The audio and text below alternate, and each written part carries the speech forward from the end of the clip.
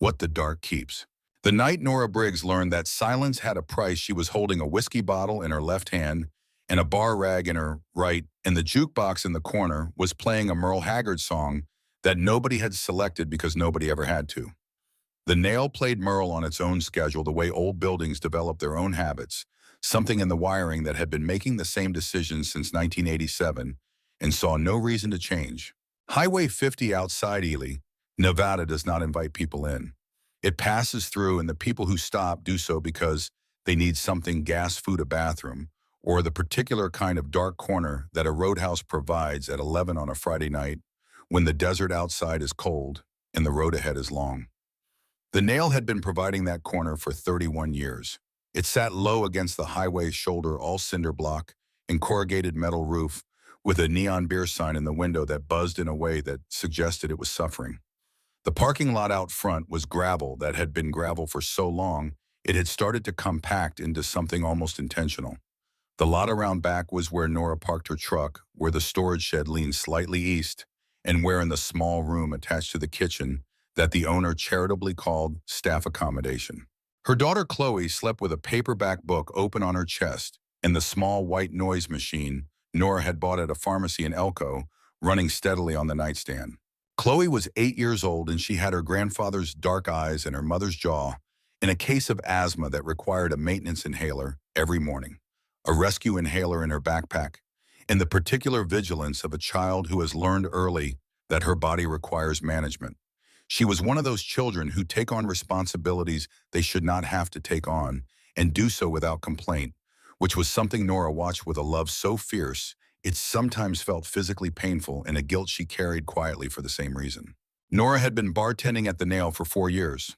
Before that, she had been a receptionist at a dental office in town, which paid less, but kept better hours and did not require her to manage the specific kind of male behavior that appears at 11 on a Friday when men have been drinking since 8. The dental office had closed when the dentist retired, and his daughter, who had trained to take over the practice, had instead moved to Portland with a woman named Keeley and sent her father a very sincere apology note. Nora did not blame the dentist's daughter. She blamed the economics of small-town Nevada and her own lack of a degree and the series of decisions she had made at 22 that had seemed reasonable at the time and now constituted the architecture of her life. Her ex-husband's name was Danny Briggs, and he had not been a bad man in the dramatic sense. He had not been violent or cruel. He had been exactly what he appeared to be, a man who was not equal to the life he had agreed to, who had grown steadily more absent over 4 years of marriage, and then one afternoon simply completed the process he had already been undertaking by increments and left. He had sent child support payments for 11 months, and then the payments became irregular, and then they stopped, and Nora had consulted a lawyer whose fees would have cost more than she was owed, and made the calculation that most single mothers eventually make, which is that you stop chasing what isn't coming and you figure out how to cover the gap yourself. She had been covering the gap for 3 years. She was good at it. She was good at most things she decided to be good at, which was one of the things about Nora that people noticed and then occasionally resented, because competence in women who should theoretically need more help than they do tends to make certain people uncomfortable. She kept a precise budget on a spiral notepad in the kitchen drawer.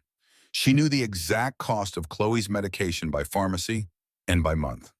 She knew her rent to the dollar, her utilities to the approximate dollar, and the number of shifts she needed to cover both, with enough left over to keep the truck running and Chloe in shoes that fit properly. What she did not have, as of this particular Friday, was a margin. The margin had been $140 in an envelope in the kitchen drawer, and it had gone to Chloe's last urgent care visit 3 weeks ago, when the rescue inhaler had not been sufficient, and Nora had driven 40 minutes to a clinic in the dark with her daughter breathing in the careful, shallow way that turned Nora's blood cold every time, and the bill had been $260, and Nora had paid it with the margin and a portion of the following month's rent, which meant February was going to require precision. She was thinking about February precision at 11:14 on a Friday night when the door opened and the 4 of them came in. She noticed them the way she had learned to notice people who walked into a room like the room was lucky to have them. Not loud, not yet, just the particular quality of movement that belongs to men who have never been told that spaces belong to everyone in them equally, who enter with the assumption of ownership so long established it has become posture. They were young, late 20s maybe, good clothes worn carelessly the way expensive things look, when the person wearing them has never had to think about what they cost. The one in front was tall with the kind of jaw that had probably made his life significantly easier than it deserved, and the specific confidence of someone who had never been wrong in any room he had occupied. His name, she would learn later, was Preston Vance. She did not know that yet. She knew the type. She had been reading the type from this side of a bar for 4 years, and she could calibrate them within 30 seconds of watching them move. These were not the worst type. They were not the men who got physical early. They were the men who got cruel in the measured, deniable way of people who believe that cruelty delivered with a smile is technically not cruelty. They were the men who left small tips and large impressions of themselves and thought that was a reasonable exchange. There was also the man in the corner booth whom she noticed for entirely different reasons. He had been there for 2 hours by the time Preston's group came in. He had ordered black coffee and a plate of food that he ate about two-thirds of, and then left alone without pushing it away, the way certain people leave food not from dissatisfaction, but from the simple cessation of the requirement. He had not looked at his phone since he sat down. He had not appeared to read anything. He had sat with his coffee and watched the room with the particular quality of attention that she had learned to recognize in men who had been in situations where watching the room was a survival skill rather than a social habit. He did not look threatening. He looked present, which was different. There were people who took up space in a room and people who occupied it, and this man occupied it in the specific way of someone who is fully aware of every entry and exit point and every person between himself and each of them, and has been aware of these things for so long that the awareness runs without requiring his conscious attention. She poured coffee for Hector and Dave and thought nothing more about the man in the corner booth until the moment everything else changed. Nora set 4 coasters on the bar with the automatic precision of someone who has done a thing 10,000 times and does not need to think about it anymore. "What can I get you?" Preston looked at her in the way that was already a comment before he said anything. Slow, deliberate, the kind of look that lands on a woman and just sits there like he was waiting for her to acknowledge that she had received it. "Whatever you recommend," he said, and then smiled at his friends. She recommended a local draft. She recommended it efficiently and without inflection. She poured 4 glasses and took his card to open the tab and went back to the other end of the bar where 2 regulars, Hector and Dave, were watching a game on the television mounted above the liquor shelf and not bothering anyone. For the first 40 minutes, Preston and his friends were the kind of loud that is technically within the range of acceptable. They took up their corner of the bar and drank steadily and talked at volumes designed to be overheard without being addressed. Preston's voice had the particular carrying quality of someone who has spent his life in rooms with good acoustics and never been asked to lower it. She caught pieces: resort development, quarter projections. His father's name said the way children say the names of people they have leverage through easily, frequently as a verb, as much as a noun. "My father this," what my father said, "the way my father handles." She refilled their glasses and said nothing. The first real thing happened at 11:52. Preston had been watching her move. She was aware of it in the way that women in service work become aware of being watched, not through any single obvious signal, but through the accumulated weight of a gaze that does not move away when it should. He had been watching for 40 minutes by then, and she had been managing it with the practiced neutrality of someone who has developed this particular skill over years of necessity. "Hey," he said. She turned. "Come here." She walked over. "What do you need?" He put a $50 bill on the bar and slid it toward her. "Not for a drink," he said. "For your number." She looked at the 50. She looked at him. "I don't give out my number," she said. "You need anything else right now?" She turned to go. His hand closed on her wrist. Not hard, not immediately hard, just the first statement of a position. "I wasn't done," he said. She looked down at his hand. She looked up at him. Her voice, when she found it, was very flat and very clear. "Let go." He held for a half-second longer than he needed to, then released. He did it with the smile still in place, which meant the point had been made to his satisfaction, regardless of the outcome. She went back to the other end of the bar. Hector, who had been watching without appearing to watch, caught her eye. She shook her head slightly. Hector nodded and returned to the game. The next 40 minutes built in the way these things build, degree by degree, each increment small enough to seem individually manageable, the cumulative effect something else entirely. The comments got closer, the requests for refills became opportunities. One of the friends started filming on his phone that particular casual-seeming angle that was not casual at all. Preston called her by a name he had given her, not her actual name, just a nickname that sat slightly below what she could formally object to and slightly above what she could comfortably ignore. She did not let it show. She had learned not to let it show because letting it show was information, and information in these situations was currency, and she was not going to give it to him. What she was thinking about with the precise and unwilled clarity that crisis sometimes produces was February. She was thinking about $260 in the specific weight of a month where the margin was gone. She was thinking about Chloe's inhaler and what it cost without the insurance she carried through the nails employment, and whether the insurance went away, if the employment went away, and whether the employment could go away, and whether this man had the kind of influence that could make that happen. She was thinking these things and still doing her job, pouring, wiping, reading the room, managing the temperature, the way a bartender manages temperature. At 12:31, Preston put $300 on the bar. Not for a drink. He said it the same way as before. Just for your number, Nora. Come on. I tip well. I tip very well. He looked at his friends and back at her. My dad gives me $5,000 a week spending money, and I've barely touched half of it. He spread his hands. 300. Just the number. The bar had gone quiet in the specific way bars go quiet when something is happening that everyone has decided to observe and not involve themselves in. Nora could feel it, the slight angling away, the concentration on glasses, the particular studied absorption in things that were not happening. She looked at the $300. It was almost exactly Chloe's medication for 2 months. She looked at Preston's face and understood something about him in that moment. With total clarity, he knew that.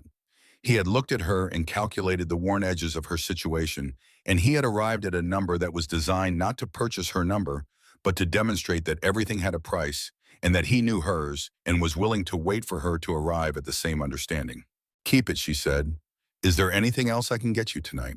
His face changed, just slightly, just enough. Something harder came through the surface. Excuse me. Keep your money, she said. I don't want it. She turned. What happened next happened fast in the specific way things happen fast when they have been building for an hour and a half and one moment tips the accumulated weight over the edge. His hand caught her shoulder. Not a wrist this time. A shoulder and harder a pull backward that caught her off balance and sent her into the bar edge with her hip, and she grabbed the rail and turned, and he was already there, close, too close, and his face had shed the smile now. And what was underneath it was the precise and ugly truth of a person who has never been refused anything and does not know how to absorb it. Who do you think you are, he said. He said it quietly, which was somehow worse than loud. His friends had their phones up. Do you know who my father is? Let go of me, Nora said. Her voice was steady. She made it steady. Right now, let go. His grip tightened. And then he had her apron in his hands. The fabric was old cheap, the kind of apron you buy at a restaurant supply store in bulk and replace when they wear through, and the tie at the back had been reknotted twice already. When he yanked it, the knot held for less than a second before the fabric gave. The sound it made was small and final, like something that had been meant to hold, deciding it was done. She went sideways into the bar stool. Her hand caught the rail. She was upright, technically, but her uniform shirt had twisted and her apron was in Preston Vance's hands, and there were 3 phones recording, and the bar was utterly silent, and every single person in it was looking somewhere else. Not one person moved. Nora stood very straight.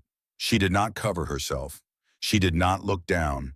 She looked at Preston Vance with the specific steadiness of a woman who has been afraid before and has learned that fear disappears in the exact moment you decide it cannot afford to stay. She was aware in the periphery of her attention that something in the far corner of the room had changed. There was a man sitting alone in the corner booth. He had been there for most of the night, the kind of presence that registers without demanding registration. A coffee cup, a plate mostly untouched, a leather vest with a small iron bird stitched above the breast pocket. He was somewhere in his mid-50s, and he had the particular weathering of a man who has spent significant portions of his life outdoors and in conditions that were not comfortable. Gray threaded through dark hair, hands on the table that had done the kind of work that leaves permanent evidence. He was not looking at his phone. He had not been looking at his phone all evening. He was looking at Preston Vance. In the corner booth, Ryder Steele set down his coffee cup. The sound it made was almost nothing. The particular almost nothing of a sound that arrives in a silence, already so complete that even the smallest addition to it changes the air in the room. He stood up. He did not move fast. He crossed the bar with the unhurried deliberateness of a man who has already determined the distance between himself and the thing he is moving toward and knows exactly how long it will take to cover. Three of the men who had been watching turned their attention fully toward him as he moved. The two older bikers at the far end of the bar, who had arrived with him and sat with their drafts and their own counsel all evening, did not move. They watched. They knew better than to move when Ryder walked like that. They had seen that walk before years ago in very different circumstances, and they remembered what came next. Preston heard him before he saw him. Something in the way the bar shifted, the way even the jukebox seemed to hold itself. He looked up. Ryder stopped 3 feet from him. He did not say anything immediately. He stood there and looked at Preston Vance with the total unrhetorical attention of a man who has assessed situations under pressure for 30 years and requires no additional time to complete the assessment. Preston stared back. His face had not yet decided what expression to wear. The arrogance was still there, reflexive, habitual, but something underneath it was receiving a signal it did not have a name for yet. "You need to step back," Ryder said. His voice was low and even, not threatening in the conventional sense. Just true the way certain statements are true in a way that does not require performance. "Who are you?" Preston said. "Right now," Ryder said, "I'm the only person in this room who is going to give you a chance to do the right thing before this goes somewhere you don't want it to go." He paused. "Look at her." Preston's jaw tightened. "Look at what you just did." Preston started. Ryder waited. His expression did not change. There was no anger in his face, which was somehow more frightening than anger would have been. Anger could be argued with outpaced, waited out. This was something else. This was the patience of a man who has run out of the kind of patience that runs out and is now operating on something deeper and colder and considerably more durable. "You're going to give her that apron back," Ryder said. "You're going to apologize to her out loud in front of every person in this room who watched you do this and didn't do a thing about it. And then you're going to settle your tab and leave." The biggest of Preston's friends stood up. He was wide through the shoulders with the specific confidence of someone who has been the biggest person in rooms his entire life and has learned to rely on that as a primary argument. He put a hand on Ryder's shoulder.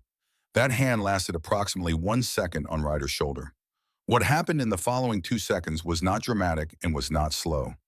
It was simply precise, a rotation, a controlled application of leverage. And Preston's large friend was bent face forward over the bar edge, making a sound that was not language. And Ryder was standing in exactly the same place he had been standing, the same posture, the same expression, as though the intervention had cost him nothing at all, because it had cost him nothing at all.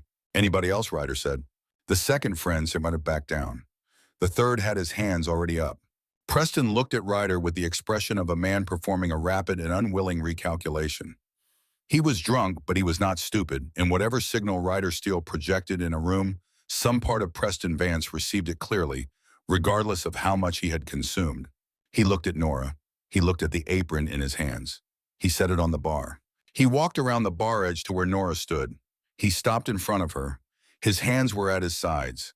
His face was red, and something complicated was moving through it, the collision of what he was and what he was being required to do, and the gap between the two was not comfortable. "I'm sorry," he said. He said it the way people say things when they have been told to say them and find midway through the saying that they mean them slightly more than they expected to. "I shouldn't have." He stopped. "I'm sorry," he said again. Nora looked at him. She did not say anything. She did not need to say anything. He put his card on the bar to settle the tab. He left $400 in cash beside it, which was more than he had been offering for her number, and which Nora understood was not generosity, but the payment of a debt that had been established without his conscious consent the moment he looked at another person and saw only what they could be made to do. He went to the door. His friends followed. Not one of them said anything. The door closed behind them. Ryder looked at the room, every face in it, every person who had sat and watched and found something interesting to study in their glass. He did not say anything to them. He turned back to Nora. She was already standing straight. She had not stopped standing straight. She had her hand on the bar rail, and she was breathing with the deliberate slowness of someone managing a physical response, keeping it contained, and her eyes were very bright, with a kind of heat that was not tears, but something older and more durable than tears. The heat of a person who has swallowed more than they should have to swallow for a very long time and has just been required to swallow one more thing and has done it because the alternative was not affordable. You need anything, Ryder said. She looked at him. I've got it, she said. You sure? She looked at the rail under her hand.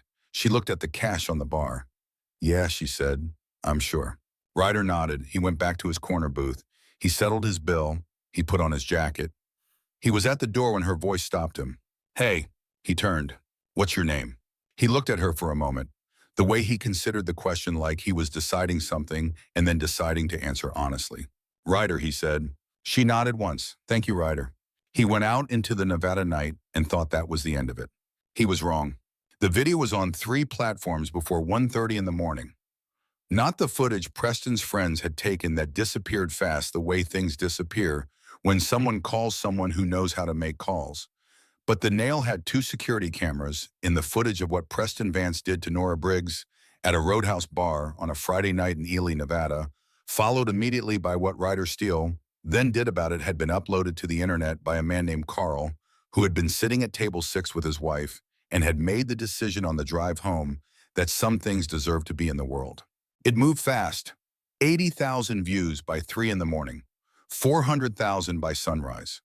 By 9 in the morning, Nora Briggs had turned down 2 media interview requests and accepted none, and was sitting at her kitchen table in the narrow back room with Chloe eating cereal at the counter and the phone on the table lighting up in a way it had never lit up before, and was trying to figure out what any of this meant for her. She knew viral. She knew what it did.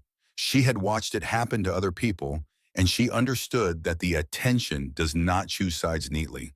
It descends on everyone, and it does not discriminate between the person who did the thing and the person the thing was done to, and it does not leave quietly when it goes. Her phone rang at 8:55.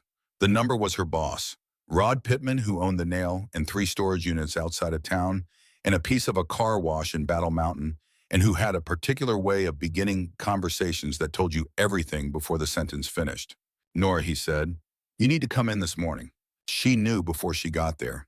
He let her go with the word liability, which is the word employers use when they mean, I am afraid of the person who is angry at you, and I am making the calculation that you are more replaceable than the problem you represent. He could not look at her directly.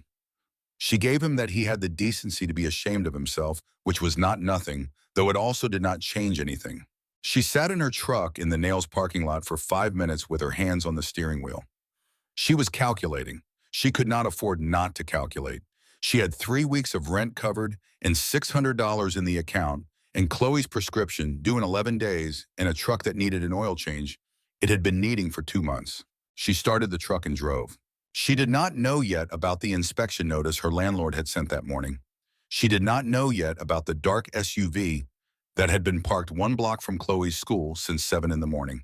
She did not know yet that Preston Vance's father had made 22 phone calls before breakfast. What she did know was that something had started the night before that was not finished, and that the particular weight she had been carrying since she was 23, and her father had come home from a job he refused to describe, and started locking sections of his house, had shifted overnight into something with edges. Ryder was 60 miles east on Highway 50 when Deke called. Deke was his vice president, 52 years old, built like a man who had been strong for so long it had become structural rather than intentional, with a voice like gravel finding its level, and the specific quality of focus that belongs to people who do not speak until they have something to say. You've seen it, Deke said when Ryder answered. I've seen it. It's moving fast. I know. Deke paused. Wind on the line. The sound of the highway. The name of the man is Preston Vance. His father is Harlan Vance. He runs Vance Land Group out of Las Vegas. Commercial real estate resort development highway corridor, acquisition, 2 state legislators who vote the way Harlan Vance needs them to vote whenever the relevant committees meet. How do you know all that already? Because I started looking the second that kid said his father's name on camera. Deke's voice was careful. Even.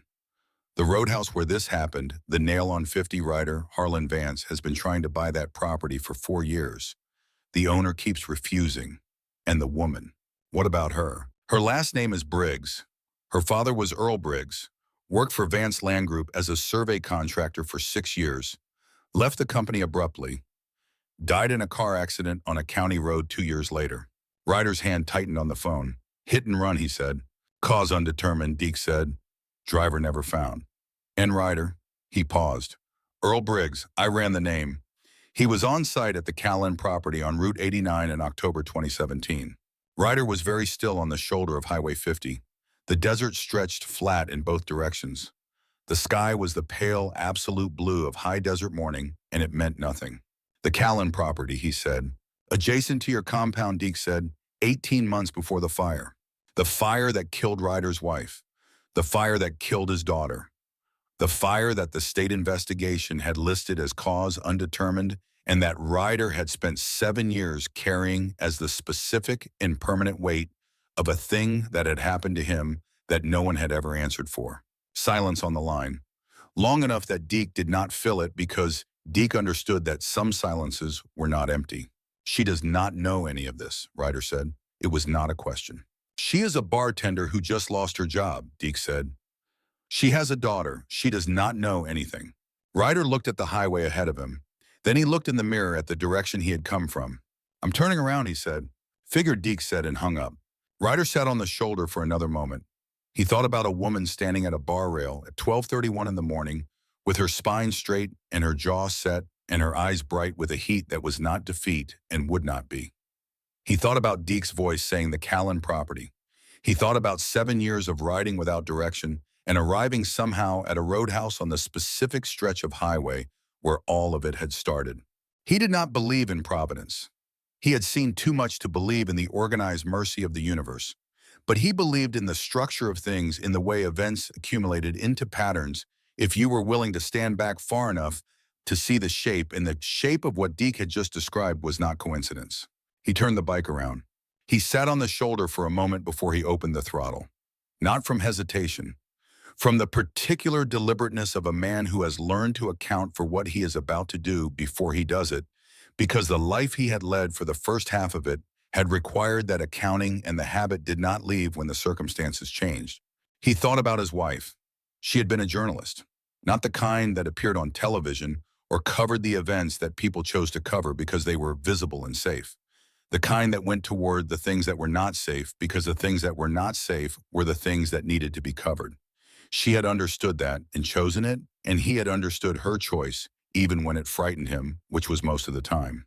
He had not been there when it mattered. He had been 2 states away on a run that had seemed important enough at the time, and he had been living with that specific weight ever since. Not just the grief of the loss, but the specific irresolvable weight of the absence at the moment when his presence might have been the thing that changed the outcome. He could not resolve that. There was no resolution available. There was only the choice made daily about what to do with what remained. He opened the throttle and rode west through the desert morning, back toward Ely, back toward the first thing in 7 years that had felt like it required him to be specifically himself in a specific place, rather than simply anyone moving through. In a hotel suite in Elko, Nevada, Harlan Vance was eating breakfast with the specific, unhurried deliberateness of a man who eats every meal like it is a business meeting, which is to say with utensils held correctly and no wasted motion, and the quiet confidence of someone who has not had to wait for anything in a very long time. He was 65 years old, Harlan Vance, and he did not look it. He was trim careful with the silver hair of a man who had decided that silver could read as distinguished rather than old if you carried it correctly, and he carried it correctly. He wore a pressed shirt and no tie, the precise calculation of a man who understood that projecting power in casual settings required the removal of exactly one formal element while retaining all the others. His assistant had briefed him on the video at 7 in the morning. He had watched it twice the second time with the sound off, studying the faces. He had watched Preston's performance with the quiet internal accounting of a father who has spent 26 years measuring the gap between what his son should be and what he is, and has made his peace with the fact that the gap will not close on its own. Preston was not cruel by design. He was thoughtless in the way of men who have grown up inside structures so thoroughly insulated from consequence that consequence itself has become abstract. You could educate that out of a person. You could correct it over time. It required patience and the willingness to make a lesson out of a mistake. Harlan Vance intended to have that conversation with his son at a later time. The immediate matter was different. The bartender's name was Nora Briggs. His assistant had that within 2 hours. Her father was Earl Briggs, which was the name that arrived in Harlan Vance's consciousness with the particular weight of a thing you have been watching from a distance for a long time and have been managing with reasonable care and have been hoping was fully handled. Earl Briggs had worked for Vance Land Group for 6 years. Earl Briggs had been present during the acquisition processes for 11 separate properties along Highway 50. Earl Briggs had resigned without notice and had refused to answer 2 subsequent calls from Harlan's operations director. 14 months later, Earl Briggs had died on a county road in what the sheriff's office had listed as a hit and run by an unknown driver. What Harlan Vance knew, which the sheriff's office did not know, was that Earl Briggs had not been as careful with his professional observations as his employment contract had required. What Harlan Vance had suspected, which he had managed as suspicion rather than confirmed knowledge for 4 years, was that Earl Briggs had kept records. Now Earl Briggs's daughter was on the internet. Her face was on every platform connected to a story about his son. She had been fired from her job because Harlan had made 2 calls, and Rod Pittman at the Nail was a man who understood how the world worked. That was containable. What was not yet clear was what she had, what her father had left her, if anything, what she knew, if anything. Harlan set down his coffee. He sat at the table for a moment looking at nothing in particular, which was the thing he did when he was thinking seriously.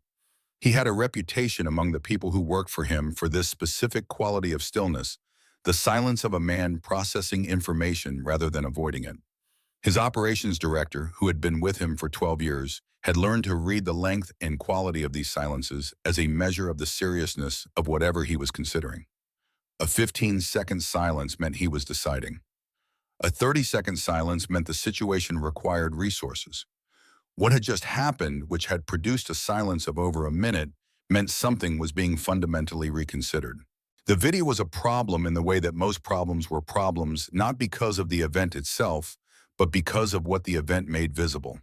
Preston's behavior at that roadhouse was not exceptional. It was the predictable output of a young man who had grown up watching his father manage the world with sufficient money and sufficient leverage, that the world had always reorganized itself around his preferences. Preston had absorbed that lesson the way children absorb lessons from parents completely unconsciously and without the ability to distinguish between what was being modeled and what was true. The problem was not Preston. The problem was the woman, and the problem behind the woman and the question of what the woman's dead father had kept. Harlan picked up the phone that went to Garrett. "Be discreet about it," he said. He hung up. He finished his breakfast. He looked out the window at the desert highway 20 stories below and felt the particular cold steadiness of a man who has managed problems for 30 years without being touched by them and sees no structural reason why this one should be different. Nora found the note on her windshield when she came out of the grocery store at 2 in the afternoon. Not a ticket, not a flyer. A piece of paper folded once with her name on it. Her full name, Nora Jean Briggs.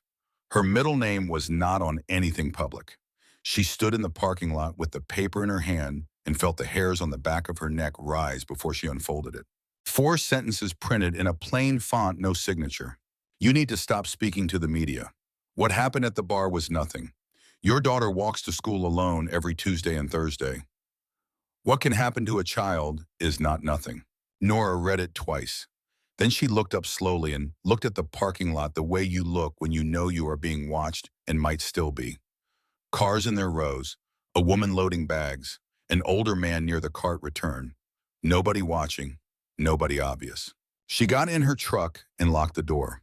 Her hands started shaking about 30 seconds later. Not from fear, though fear was present.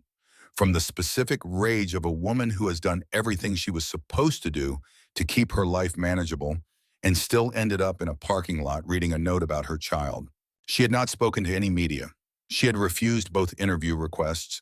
She had posted nothing. She had been in the way. She was always careful to be exactly as small and quiet as the situation required. It had not been enough. She pulled out her phone. She had one number given to her through the roadhouse cook who had gotten it from one of the regulars who had gotten it from the man who had left with the other two bikers the previous night. She called. It rang 4 times. "Yeah," said the voice. "Deke." Flat unhurried. "This is Nora Briggs," she said. Her voice was steady because she made it steady. "From the bar last night. I got your number from Calvin. She stopped, started again. "I got a note on my car. About my daughter." Deke was quiet for a moment. The kind of quiet that is not absence, but assessment. "Where are you?" "Parking lot of the Ridleys on Main." "Don't go home," he said. She almost said something. She didn't. "Is Chloe at school?" "She's at school until 3. Leave her there for now. She's safer in a building with people than at home. Drive to the Roadhouse. Stay inside. Stay where people can see you." "You said don't go home. The Roadhouse is next to my home." "Roadhouse first," he said. "Ryder's 20 minutes out." "Ryder's coming back." A pause short, the pause of someone who has said the amount they intended to say. "He never really left," Deke said. He hung up. Nora sat in the truck for a moment with the phone in her hand and the note on the passenger seat and the grocery bags shifting slightly in the truck bed when a car moved past. Then she started the engine. She drove to the nail and parked in the back and went inside. And Calvin, who was still the afternoon cook, despite the fact that his boss had fired the bartender that morning, gave her coffee without being asked and looked at her with the expression of a man who has worked in roadhouses long enough to know when something is happening and knows better than to ask about it. She sat at the bar and held the coffee and waited. Ryder came through the door 19 minutes later. He did not look like a man who had been riding since dawn. He looked like a man who had decided something and arrived having decided it, which in her experience was a different thing entirely from a man who was still working through the decision. He sat down across from her. She pushed the note across the bar without speaking. He read it standing, then sat. "Tell me about your father," he said. She blinked. "What?" "Your father." "Earl Briggs." "What did he do for work?" "How do you know my father's name?" "Because in the last 14 hours, I've found out that the man whose son assaulted you last night has been trying to acquire the property this roadhouse sits on for 4 years, and that your father worked for his land company until he didn't, and then he died on a road he had driven 1,000 times in an accident nobody solved." He looked at her steadily. "And because Harlan Vance has been buying land on this corridor for 15 years, one of the properties adjacent to the parcels he acquired in 2017 was the one I lived on, with my wife and my daughter. The afternoon light through the roadhouse windows was the low amber of desert late afternoon, and it fell across the bar surface between them, and neither of them moved in it. My wife and my daughter, Ryder, said died in a fire in October 2017. The investigation listed the cause as undetermined. It was not undetermined. But the people who could have made it otherwise had other priorities." Nora's throat was tight. She picked up her coffee, set it down. "My father," she said carefully, "worked for Vance Land Group for 6 years. He was a survey contractor. He quit in March of 2021 without telling anyone why. He was different after my mother said. Quieter, he started locking things." "What things?" "The study, a cabinet. He had a fireproof box he bought from a hardware store that I saw once and never again. He told my mother it was tax documents. She believed him because my father was the kind of man who had always been careful about taxes." She stopped. Her jaw tightened in the specific way it did when she was navigating something difficult by force of will. "He died 14 months after he quit. They called it a hit and run. I was 23. My mother had Chloe to raise. I had Chloe. We didn't." "Didn't what?" She looked at him directly. "We didn't have the bandwidth to push. You understand? We knew it was wrong. We knew it wasn't an accident. And we did not have the time or the money or the—" She paused. "The margin," she said. "We didn't have the margin to fight." Ryder was quiet. His hands rested on the bar, and she could see the old scarring across the knuckles of his right hand, the kind of scarring that takes years to accumulate. "His belongings," Ryder said. "After he died, what happened to them?" Nora looked at the bar's surface. Her chest had developed a particular pressure in it, the kind that comes when you know the answer to a question is going to change things, and you have not yet decided if you are ready for things to change. "My mother kept them for a while," she said slowly. "After she died 3 years ago, I took what was left. I have boxes at the house. I never went through them." She looked up. "I kept meaning to go through them when Chloe was older." Ryder looked at her for a moment. "Then, you need to go through them today." She stared at him. "Right now." "Right now," he said, Because the person who left that note on your windshield is not going to wait for you to be ready. A beat. Why are you doing this, she said. You don't know me. You stopped in for a coffee last night. He was quiet for a moment in the way she was beginning to understand was his version of consideration. Not hesitation, consideration. The deliberate holding of a thing before answering. 7 years ago, he said someone I loved found out something about a powerful man. He paused. She did not have anyone standing with her when it went wrong. He looked at his hands. I have been living in the consequence of that for 7 years. He met her eyes. I am not going to sit in a corner booth again. Nora looked at him. She understood from the specificity of what he had not said that the answer to her question was also the answer to a much larger question, and that the two answers were connected in a way that neither of them had fully mapped yet. She pushed back from the bar. The boxes are at the house, she said. I need to get Chloe from school first. He nodded. I'll follow. Chloe had taken one look at Ryder when they picked her up from school and delivered the specific, unadorned assessment of children who have not yet learned to veil their observations. He looks like he's been in a lot of fights. He, as Nora said. Did he win? Ryder, who had been listening, said, mostly. Chloe considered this. She nodded with the gravity of someone filing a piece of data in the appropriate folder. Then she climbed in the truck and spent the drive home reading a library book about ocean ecosystems with the easy absorption of a child who finds the world endlessly interesting when it is not being immediately threatening. The boxes were in the back of Nora's bedroom closet, 3 of them cardboard taped and sealed. She had moved them twice without opening them. Each time she had looked at the tape, yellowed and slightly brittle now, and thought, not yet. Not until Chloe is old enough to understand. Not until I have the time to do it properly. Not until I'm ready.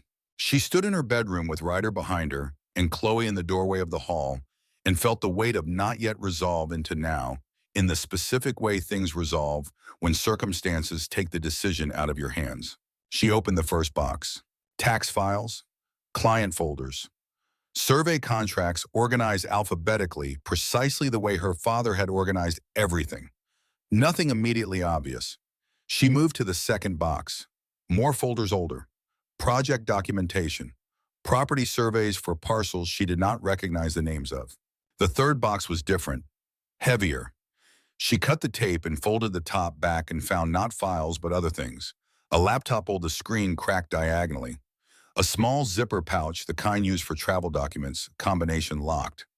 A manila envelope with her name on it in her father's handwriting. Her full name, Nora Jean. The handwriting precise and careful and somehow formal in the way it almost never was. Like he had written it knowing it would be the last thing he wrote to her. She looked at the envelope for a long moment. Ryder was very still behind her. She opened it. Inside a key, small, the kind for a padlock, and a single index card with 2 lines in her father's handwriting. Fireproof box is in the storage unit on 6th. Lock combination is Chloe's birthday +1. I am sorry I could not tell you this in person. You will understand why I couldn't. She turned the index card over. On the back, in smaller handwriting, if you're reading this, I'm gone. Trust the man who finds you first. Nora turned the index card over. Yes, ma'am. She read both sides again. She put it down on the nightstand. She looked at Ryder. He was reading over her shoulder, and his face had the quality she had seen in it once before briefly, the quality of a man absorbing something that landed in a place that had been waiting a long time for something to land there. Your father knew you would need help, he said. Nora looked at the card again. Trust the man who finds you first. It could have meant anything, she told herself. It was written by a man who was afraid and running out of time and was trying to give her something useful without knowing the shape of what she would face. She looked at Ryder Steele. 54 years old, Iron Vulture's MC, former Army Ranger, a man her father had never met but had somehow in his careful and frightened way anticipated. Or it could mean exactly what it said. Where is the storage unit? Ryder asked. She was already standing. The storage facility on 6th was the kind of place that existed in every small Nevada town, a row of corrugated metal doors, on a lot fence with chain link, run by a man who knew her father and had kept the unit in family access after his death because he was that kind of man. The unit was number 14. The padlock was a combination model 4 digits. Chloe's birthday +1, her father had written April 7th, so 0408. The lock opened on the first try. Inside was everything her father had locked away: the fireproof box, a small document case, 3 additional labeled boxes of files. And on top of the fireproof box, in a sealed plastic bag, held with rubber bands, the notebook. Black and white speckled cover. The kind you buy for $1.50 at a pharmacy. The kind her father had used for everything from grocery lists to professional notes, because he believed in the simplicity of paper for things that mattered. She picked it up, held it in both hands. Her father's handwriting covered every page. Dates, numbers, property identifiers, names she did not recognize. Names she did recognize: a county assessor, a state senator she had voted for twice, which landed in her chest with a specific unpleasant weight. A federal land management official who had appeared in the news 2 years ago in connection with a zoning appeal Nora had not paid close attention to. She turned pages. The documentation was meticulous. Her father had been an accountant by training, a surveyor by practice, and a meticulous observer of the relationship between the two, which meant that what he had kept was not merely notes, but a reconstructed record: property values before and after acquisition. Acquisition methods noted in abbreviated form, and an ascending scale of pressure tactics documented in the dry, precise language of a man who was trying to keep his own reaction out of the record. Near the middle of the notebook, a page with a header underlined twice: Highway 50 acquisitions, 2016 to 2022. Below it, a list of properties with dates and acquisition methods. Several were marked with a small star. 3 were marked with a capital F. She turned to the next page. Near the bottom, in slightly smaller handwriting, as though her father had added it after and run out of space: RS Compound, October 2017. F source G, confirmed intentional, HV direct order. Nora stared at the letters. RS, October 2017. F. Behind her, she heard Ryder make a sound that was not quite a sound. The smallest possible involuntary response to something that had been waiting 7 years to be confirmed on a page. She turned. He was reading over her shoulder, and his face had gone to the absolute stillness of a man receiving information he has been living on the other side of for so long that the confirmation of it feels not like a shock, but like a door finally closing on a room he has been trying not to look into. She said his initials, carefully. He did not answer. He did not need to. Her father had known. Her father had been on that land. Her father had documented what happened to the steel compound, to the fire that killed Ryder's wife and daughter, and he had locked it away and died on a county road before he could decide what to do about it, and the man who had ordered all of it had been buying land on this highway for 15 years and was now looking for what Earl Briggs had kept. "We need to move," Ryder said. His voice was very controlled, every word placed deliberately. He pulled out his phone. "I know a place," he said. "Somewhere safe. I need you and Chloe to come with me tonight." Nora looked at the notebook in her hands. She looked at the storage unit shelves, the careful, frightened preservation of a man trying to leave something behind that would matter. She thought about February. She thought about the oil change and the medication and the margin that was gone. Then she put all of that aside, because the margin did not matter if Chloe was not safe, and the note on the windshield had made one thing very clear. She looked at Ryder. "Where are we going?" she said. He was already dialing. "East," he said. The Iron Vultures compound sat 42 miles east of Eloy on a stretch of desert road that did not appear on the navigation app Nora used on her phone and was not supposed to. It had been built over 11 years by men who had spent enough of their lives in places where someone else controlled the exits and had decided collectively, and without a formal vote, that they were finished with that arrangement. From the highway, it looked like nothing. A gravel turnoff marked with a reflector post. A quarter-mile of access road that curved behind a low ridge. And then the compound itself, a main garage structure large enough for 12 bikes, and then some 2 outbuildings, a main house that had been added to incrementally over the years as need required, and around all of it, a perimeter fence that was not decorative. Above the main garage bay door, painted in red letters that had been there so long, they had faded to the color of old brick. "You're safe here." Nora had been prepared for something from a movie. She had been gripping the door handle of Ryder's truck the whole way from Ely, cataloging her own fear with the same precision she brought to her monthly budget, identifying it, categorizing it, deciding what she could afford to let it cost her. She had expected dark, loud, men who looked through you. She found 12 men who between them held 4 Purple Hearts, 2 Silver Stars, 1 kidney transplant, and a combined total of 19 years in V. a waiting rooms that had never given them what they deserved. She found a hand-lettered sign she had not expected. She found a woman named Carla Deek's wife, silver-haired and 61, who had the particular calm authority of someone who had seen every category of emergency and found none of them as disorienting as people expected, who took one look at Nora and Chloe standing in the compound yard with a cardboard box between them and said, "Kitchen's in the back. I made chili. Sit down before you fall down." Chloe ate 1.5 bowls. She asked Carla 3 questions about the dog-eared paperback on the kitchen counter, which turned out to be a mystery novel, and they discussed the genre with the serious engagement of 2 people who took reading seriously and recognized that quality in each other.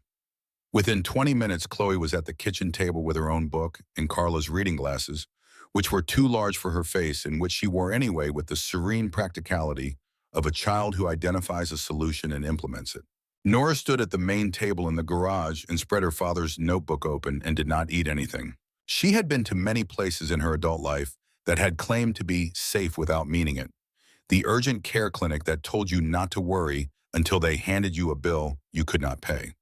The landlord's apartment viewing with its too bright smile and its list of restrictions that only made sense later. The job interview where the man across the desk never once looked above her collarbone.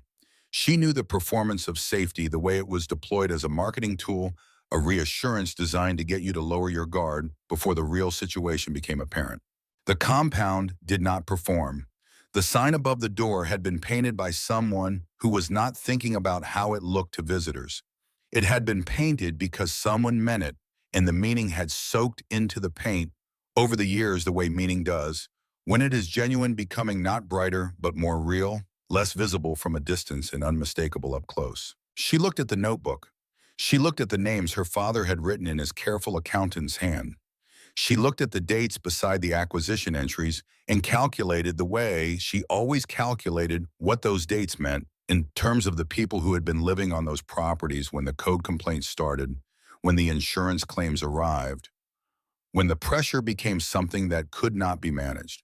There was a family with 3 children listed in one margin note, a notation relocated, no destination recorded. She read it and felt the specific weight of a person who has been a single mother in a state that does not make it easy to absorb a sudden dislocation, and imagine the specific version of that weight multiplied by 3 children and the particular helplessness of having nowhere recorded to go. Her father had written it down. He had not been able to stop it. He had written it down and locked it away and died 14 months later, and the family with 3 children had gone somewhere without a destination recorded, and Harlan Vance had continued buying land. She turned the next page and the next. Ryder stood at the far end with Deke and 2 other senior members. Bull, who was 60 years old and built in the way the name suggested and communicated primarily through the angle of his head and the particular quality of his silences. And priest Conrad Weaver, 58, who had been an army chaplain for 14 years before he came home and found that civilian life had not saved space for him the way it had promised to, and who now handled what the club referred to quietly as their community operations, which included a food bank connection in Ely and a rotating veteran support arrangement that the members did not advertise because advertising it would have changed what it was. Priest had a voice like water, finding the bottom of a well low measured, shaped by years of delivering information that could not be softened. He turned the notebook pages with deliberate care. He documented everything Priest said. He was not stating an opinion. He was completing a calculation. Account transfers, property acquisition chronology, bribe payments described in the shorthand of a man who needed the record to exist, but also needed it to be deniable if it was found before he intended it to be found. He turned to the Highway 50 section. Cross-reference with county code violation filings, insurance claim dates. He turned another page. 3 properties he has marked with F. He turned the notebook toward Ryder. Each F entry has a date and an adjacent notation. Look at this one. October 2017. F source G confirmed, HV direct order. The room was quiet. Bull looked at the entry, then at Ryder. Deke looked at the entry and then at the wall behind Ryder, which was the way Deke processed information that had emotional weight. He looked at something neutral and gave himself a moment. Ryder was already looking at the next page. His face was the flat, controlled surface of a man managing something large and choosing not to perform it. "Who is G?" Nora asked from the other end of the table. Nobody answered immediately. Then Ryder said very quietly, "Garrett." He looked up. His eyes were steady. He used to work county code enforcement, lost the job in 2015 for evidence irregularities. Vance Land Group hired him within the year. He has been running ground operations for Vance for 9 years. Your father, Ryder, said to Nora, had a source inside Vance's operation, someone who confirmed the fire was intentional, someone who knew the direct order came from Harlan Vance. Nora had her hands flat on the table. She was looking at the F notation and the date and trying to hold the full weight of what she was looking at. Her father had known. He had been employed by the man who had ordered a family killed. He had documented it. He had carried it for years. And then he had died on a county road. He tried to walk away, she said. He thought if he disappeared quietly, we would be safe. He was protecting you, Carla said from the kitchen doorway. Gentle, direct, the way women say the hard things when the men are still processing. He is gone, Carla said. And you are not, she nodded at the notebook. So the question is not why he did not tell you. The question is what you do now. The room held that for a moment. From the kitchen, Chloe's voice precise and 8 years old, asking Carla whether the mystery novel had a sequel. Carla answered without looking away from Nora. 3 of them. All good. Then she looked at Nora and waited. Nora straightened. She looked at Ryder. She looked at the notebook at the locked document case from the storage unit, which Torres Ryder's contact in Reno, a former federal analyst who had left the Bureau on his own terms and kept the useful parts of what he knew had confirmed by phone likely contained digital backup material. What do we do with it, she said, not asking, thinking out loud the way she planned, methodically accounting for obstacles. Ryder said, we make copies, multiple copies. We get them to people who cannot be pressured into destroying them.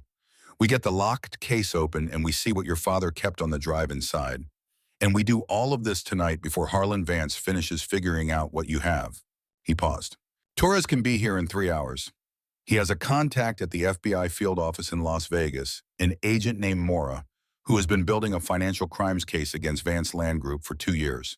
She has been missing the source material. Nora looked at the notebook. That is the source material, she said. That is the foundation of it, Ryder said. Yes. Okay, she said. She said it the way she had said let go at the Roadhouse the previous night, quietly with finality, like the word was the announcement of a decision already made rather than the making of it. Torres arrived at the compound at 10 that night with a toolkit and a hard case, and the particular unhurried confidence of a man who has opened harder things than a locked document pouch in worse conditions than a garage in eastern Nevada. He was 50 years old and built narrow with close-cropped gray hair and the careful, observant quality of someone who had spent years in rooms where reading people accurately was a professional requirement. He had the pouch open in 28 minutes. He extracted a small drive, plugged it into an air-gapped laptop he had brought himself, and pulled up the contents with the slow deliberateness of someone who had learned not to rush the first look at something that might be significant. Your father was thorough, Torres said. He was an accountant, Nora said. She was sitting beside him. He was more than that. Torres scrolled. 9 years of documentation. Transaction records going back to the first Vance Land Group acquisition on the corridor. Scanned originals of wire transfer authorizations. Correspondence between Harlan Vance and 2 county officials about zoning variances that were purchased rather than approved. He stopped scrolling, and here, he leaned forward slightly. He has a recorded conversation. The room went entirely still. Nora looked at Torres. She looked at the laptop screen. She was aware of the particular quality of silence that had descended on the garage, the silence of 9 or 10 men who have been in difficult situations before and know the feeling of a moment that is about to change the shape of everything. She was also aware of her own breathing, which had become deliberate in the way it became deliberate when she needed to keep herself together for something. She had been managing her breathing for 36 hours. She could manage it a little longer. Play it, Ryder said. Torres looked at Nora. She nodded once. The recording was 7 minutes long. The audio quality was good, the professional quality of a small recorder placed deliberately rather than a phone propped against something. Her father's voice first controlled and careful with the slightly formal precision of a man who was recording himself for posterity and wanted the record to be clear. And then the second voice. Nora had heard Harlan Vance speak twice in news coverage.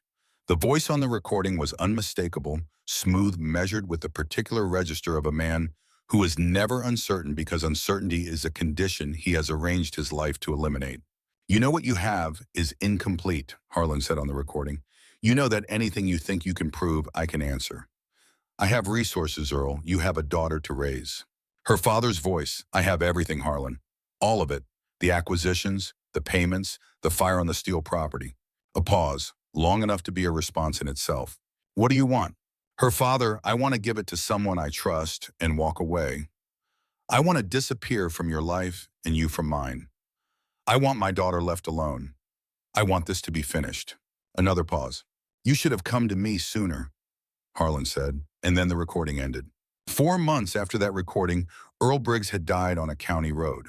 Nora was not crying. Her face had the particular quality of a person receiving the confirmation of something they have always suspected and have been simultaneously hoping and dreading to have confirmed, because confirmation means that the thing is true and was always true and cannot now be untrue, and the grief in that is a different kind of grief from the grief of not knowing. She looked at the table. She looked at her hands.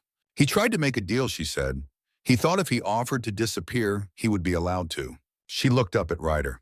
Harlan Vance has never faced a real consequence, she said, in 30 years. Not one thing that actually cost him anything.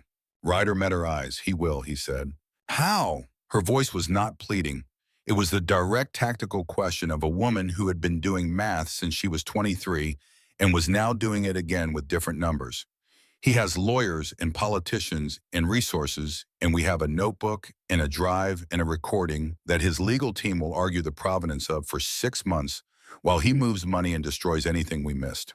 We do not go to his lawyers, Ryder said, and we do not go to the county sheriff who has been cashing his checks for a decade. We go direct. He looked at Torres.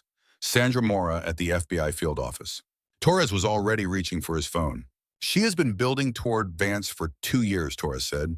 She has been missing source documentation. He held up the drive. This is source documentation. Call her, Ryder said. Nora looked at the table while Torres dialed. She looked at the notebook, the drive, the recording now playing in her memory. She looked at the room around her, these men who had come to a compound 42 miles from anywhere, because something in their lives had required them to build a place that answered to nobody but themselves and had decided quietly and without announcement to make that place available to people who needed it. She thought about her father sitting across from Harlan Vance, in whatever room that recording had been made in. She thought about the specific courage it had taken to press the record button and to say, I have everything, Harlan. She thought about him going home afterward to her mother and to a version of herself she barely remembered, 14 years old, and completely unaware, and sitting down to dinner and not saying a word. The grief in that was not simple. It had layers. It had the layer of the father she had lost, and the layer of the years she had not understood, and the layer of the thing he had done that was more than she had known how to ask for, and less than enough to save himself. She was still the person who would have to carry it. That was not going to change. But she was carrying it now with more of the shape of it visible, and that was different from carrying a weight you cannot see. Torres hung up the phone at 11:43. The look on his face told Ryder everything before he said a word. Mora is moving tonight, Torres said. She wants Garrett in a room within 6 hours. Nora looked at the drive. 6 hours. Ryder, she said, you need to come outside. The truck had been at the end of the access road for 35 minutes before Bull noticed it. No plates visible, covered or removed, impossible to tell in the dark. No movement. Engine running, lights off. Just sitting there at the edge of the compound sightline, like something waiting for a decision to be made. Ryder stood outside with Bull and Aline and looked at it. The desert night was cold and clear and very quiet, and the kind of quiet that makes sounds carry farther than they should. Could be nothing, Deke said. He said it without inflection, which meant he did not believe it. How many, Ryder asked? At least 2 in the truck. Bull's voice was low. His head tilted slightly in the way it did when he was processing spatial information. He was looking in the other direction toward the east side of the property where the terrain dropped toward a shallow wash. His head came up. Second vehicle, east side, came in quiet. They are boxing us, Deke said. Ryder turned and went back inside. He did not run. Running communicated panic, and panic spread. He walked with purpose, and the men who saw his face straighten and the room shifted temperature the way rooms do when the people in them understand simultaneously that something has changed. We have company, Ryder said. 2 approaches east and west. Torres pulled everything off that laptop to the drive And get the drive to Nora now. He looked at Carla. Take her and Chloe to the back room, the one with the second exit. He looked at his men. Nobody acts until I know what we are dealing with. We are not starting anything tonight, but we finish it if it comes to that. Nora heard him from the hallway. Chloe is already with Carla, Ryder said before she could speak. The drive goes with you. If this goes wrong, you go out the east exit. You keep going. There is a town 2 miles that direction. You call Torres's number. You keep that drive away from these people. She looked at him. The sound of gravel outside closer now. The sound of engines. Go, he said. She went. What happened in the following 9 minutes was not the kind of thing that looks the way it looks in movies, where the choreography has been designed for visibility and the pacing accommodates an audience. This was fast and specific and left no space for observation. The men who came for the Iron Vultures compound that night were not local. They carried equipment they had no legal authorization to carry in Nevada. They came with the coordinated approach of professionals who had been briefed on the layout and expected limited resistance. They had been given accurate information about the number of people inside. They had been given inaccurate information about what the people inside were capable of. The encounter lasted 7 minutes. 3 of the men who came for the compound left the compound with injuries sufficient to require hospital attention. One Iron Vultures member, Hatch, 62 years old and a veteran of 2 foreign deployments, took a blow to the left shoulder that cracked his collarbone. He went down, he got back up. He continued with one arm. Nobody who saw it forgot it. Ryder encountered the man directing the operation at the east perimeter. The man was broad and gray-haired and carried himself with the specific bearing of someone who had once been a law enforcement officer and had then moved into a category of work where the law was a variable rather than a constraint. He stopped when he saw Ryder. Something moved through his face that was not quite surprise and not quite guilt, but was in the vicinity of both. Garrett, Ryder said. The man's jaw tightened. His hand was at his side, not reaching for anything. Not yet. The fire, Ryder said. October 2017. You were there. Not a question. Garrett breathed. I followed orders. He said it the way people say things they have rehearsed saying and still cannot make sound acceptable. I did not know. They told me the property was empty. My wife and my daughter, Ryder said. His voice was controlled in the way of a man who has practiced this conversation in his head for 7 years and has arrived at it knowing exactly what he is going to say and how he is going to say it. Silence. Harlan gave the direct order, Garrett said. The words came out low and fast like a man releasing weight he has been carrying too long. I have my own records. I kept everything. I knew something like this would come eventually, and I needed something to protect myself. Ryder looked at him for a long moment. You give all of it to the FBI, he said. Tonight, everything you have, every detail of the fire, every order you followed, every name. Garrett nodded, once slowly. The nod of a man who has been looking for a door and has just been shown one, even if the door leads somewhere costly. Tonight, he confirmed. Inside the compound, Torres was on the phone with Agent Mora in Las Vegas. In the back room, Nora sat with the drive in both hands and Chloe sleeping against her shoulder. The child's breathing the slow and total unconsciousness of someone who had finally run out of adrenaline, and Carla in the corner chair, with her eyes open watching the door. They sat that way for 40 minutes. The compound settled back into quiet. Nora listened to the sounds and understood from their quality that the immediate crisis had passed and that a different kind of crisis was beginning, the kind that does not end in 9 minutes, but in courtrooms and hearings, and the slow grinding machinery of federal investigation. Ryder came to the back room at 12:20. He knocked before opening.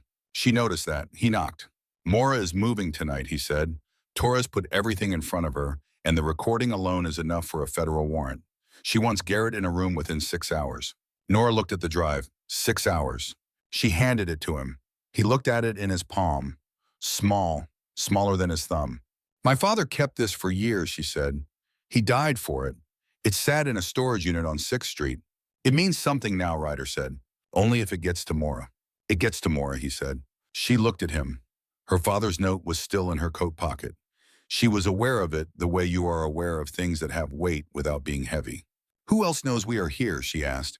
The question arrived in the quiet of the back room with more weight than she had intended it to carry, and she saw Ryder receive it. Saw the fraction of a second in which something landed in him, not alarm, but the cold arriving certainty of a man whose experience tells him that the answer to that question is never the comfortable answer. He kept his face even. "Get some rest," he said. "I will be outside." He walked back into the main room and found Deke standing apart from the others with his arms crossed and a look on his face that Ryder knew from 15 years of reading that face in conditions where the reading mattered. "Wade," Deke said. "One word, just the name." Ryder said nothing. "I went back through the timeline," Deke said, keeping his voice low. "The truck outside was positioned 18 minutes after you outlined the plan. Not 20, not 30, 18. Nobody outside this compound knew the plan before you described it in this room. And Wade was in the hallway when you laid it out." He looked at Ryder. He volunteered for perimeter watch 20 minutes after the meeting. Very eager, very sudden. "Where is he now?" "Garage, east side." Ryder walked to the garage. Wade was 27 years old, patched in 6 months ago, the youngest member by a decade. He was sitting on an overturned crate near the side door with the specific quality of stillness that belongs to men who are practicing looking casual and cannot make it natural. He looked up when Ryder came in. His face did the thing faces do when the body understands it has been seen. Ryder stopped in front of him. He did not raise his voice. He did not adopt a position designed to intimidate. He simply occupied the space directly in front of Wade with the total unrhetorical attention of a man who requires nothing more than that to establish the nature of what was happening. "Tell me now," Ryder said. "All of it, right now. Because what comes next depends entirely on whether I hear it from you first." Wade lasted 4 seconds. Then he broke fast and completely the way people break when they have been holding something alone and someone with the right kind of authority gives them permission to put it down. It came out in a low, rapid, miserable recitation. The debts he had accumulated at a casino in Wendover over 8 months, the amount he approached from a man he understood to be connected to Vance, the money that had appeared in his account the same day the subsequent request for information, the text he had sent tonight. He said it all without being prompted, the words arriving in the order they had been sitting in him waiting. When he finished, Ryder said, "What exactly did the last text say?" Wade swallowed. "That you had documents, that the woman had a notebook, that you were running protection at the compound." "Did you tell them about Torres?" "No, I did not know about Mora. I swear I did not know they were going to send people. But you knew something would happen." Wade's jaw worked. "I told myself it would just be information, that they just wanted to know where she was and they would leave it alone." "Did you believe that?" A pause that contained its own answer. "I needed to believe it," Wade said. Ryder looked at him for a long moment, long enough for the weight of the evening to fully arrive on Wade's shoulders. Then he said, "Get up. You are going to sit in the main room where Deke can see you. When the federal agents arrive, you are going to tell them everything you just told me. Everything." He walked Wade to the main room and handed him to Deke with a look that communicated everything necessary. Then Carla appeared in the doorway of the main room, not with the calm of her previous appearances, but with the particular quality of presence she had when something required immediate attention. "Ryder," she said, "you need to come outside." He went. Bull fell in beside him without being asked, reading his face. "They know we are here," Ryder said quietly, walking. "They know she has documents. They do not know about Mora or what Torres already transmitted." He looked toward the back room. "Which means Harlan Vance knows his first approach failed. A man like that stops sending other people." Bull was quiet for 2 seconds. "Then he comes himself." "That is what I think," Ryder said. "Get everyone on full watch, all approaches." The sound reached them before he finished the sentence. Not from outside, from down the hallway, a door opening. And then Carla's voice raised, which was alarming because Carla did not raise her voice for manageable things. Ryder was moving before the sentence was complete. He reached the back room in 4 seconds. The door was open. Carla stood in the doorway with both hands pressed to her face. Chloe was upright on the cot, fully awake, her face the specific pale of a child who has understood something terrifying, her hands gripping the edge of the mattress, her inhaler on the nightstand untouched. "He took her," Chloe said. Her voice was completely flat. "A man came through the window and he took her." Ryder crouched to her level. "Did you see his face?" "No, it was dark. He put his hand over her mouth and she fought him. She bit his hand." Chloe's voice remained flat in the way of children who are managing themselves very carefully. "She told me to stay in the room no matter what I heard." "How long ago?" Chloe looked at the clock on the wall.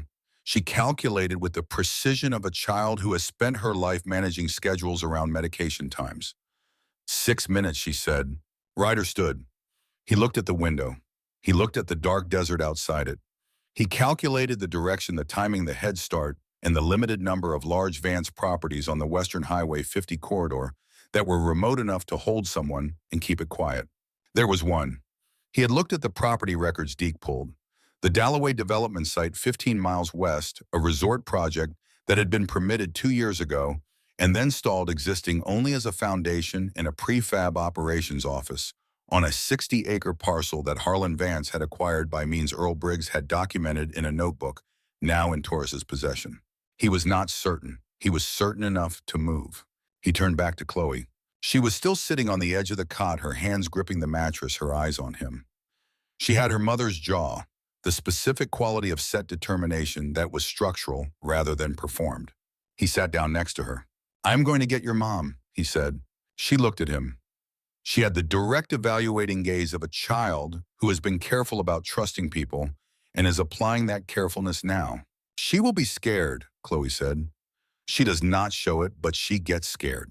"I know," Ryder said. "I need you to stay here with Carla," he said. "Can you do that?" She considered it. Her jaw was her mother's jaw. "Yes," she said. "But come back." She paused. "Both of you." Ryder looked at her for a moment. He thought about his daughter.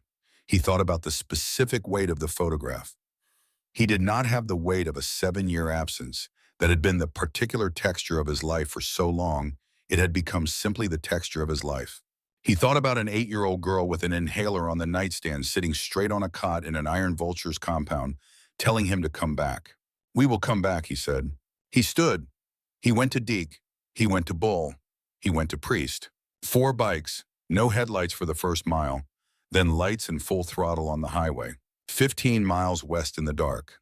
Ryder rode and thought about the woman and about his daughter and about the specific oblique way that the things you cannot undo have of showing up again in different forms, as though the universe has a limited number of situations and keeps rotating through them until someone handles them correctly. He did not believe in the universe as an intentional force.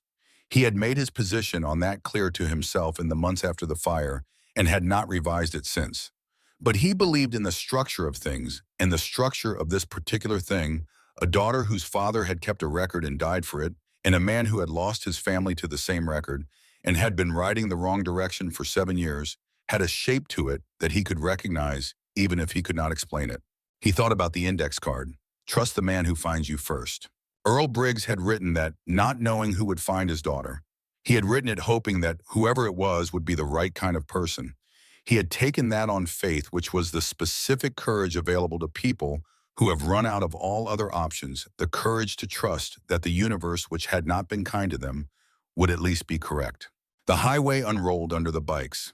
The desert on both sides was dark and vast, and the stars above it were the real stars, not the diluted version near cities, and they did not offer any opinion on what was happening below them.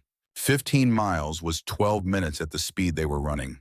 12 minutes was enough time to think about all of it and arrive at the development site with the thinking done and nothing left to do but what came next. Nora was not what Harlan Vance expected. He had built a picture of her from the file Garrett had compiled over 12 hours: bartender, single mother, 2 jobs until this morning, 3 years of careful small-town management, of a life that had very little margin for error. He had expected someone frightened, someone manageable, someone who could be addressed directly and efficiently and given the kind of offer that people in her category of situation could not afford to refuse. The woman sitting in the operations chair of his development site's prefab office at 1 in the morning was straight-backed and still and looked at him with eyes that reminded him uncomfortably of someone who had already decided something. He did not show the discomfort.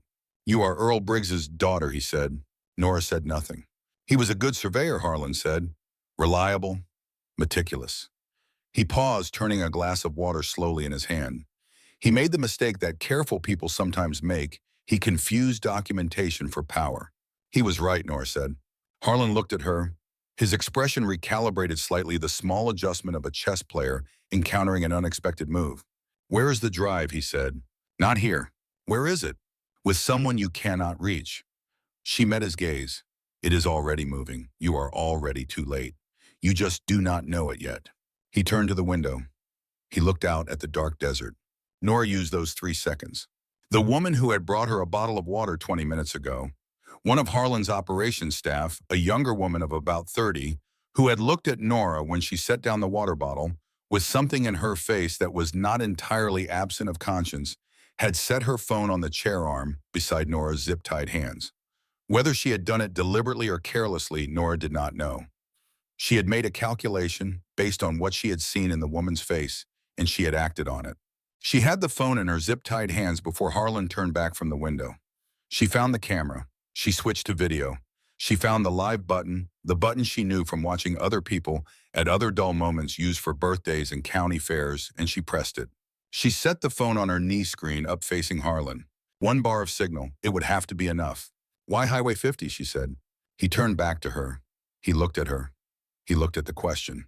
And Harlan Vance, 65 years old, worth $400 million untouched for 30 years, did the thing that powerful men who have operated without consequence for a long time always eventually do when placed in a room with someone they believe cannot use anything they say against them, he explained himself. He talked about the corridor, the resort development plan, 15 years in the making, 40 miles of Highway 50, converted from working-class highway stops and small farms into a premium destination development, the kind of thing that required land acquired quietly and cheaply and did not accommodate the complications introduced by people who declined to sell. He talked about the methods.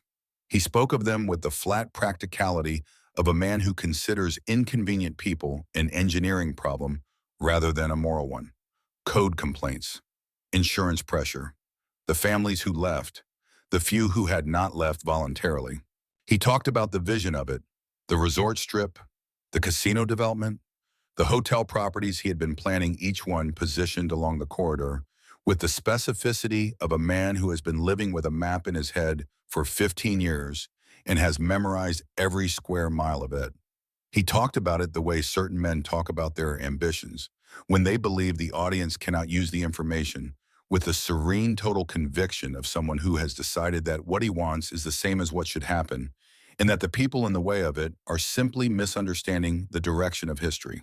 He mentioned the families who had been pushed out using the passive voice, the construction of a sentence that describes an action without a subject, the grammatical equivalent of something that happened to people rather than something that was done to them. He mentioned the properties that had been cleared.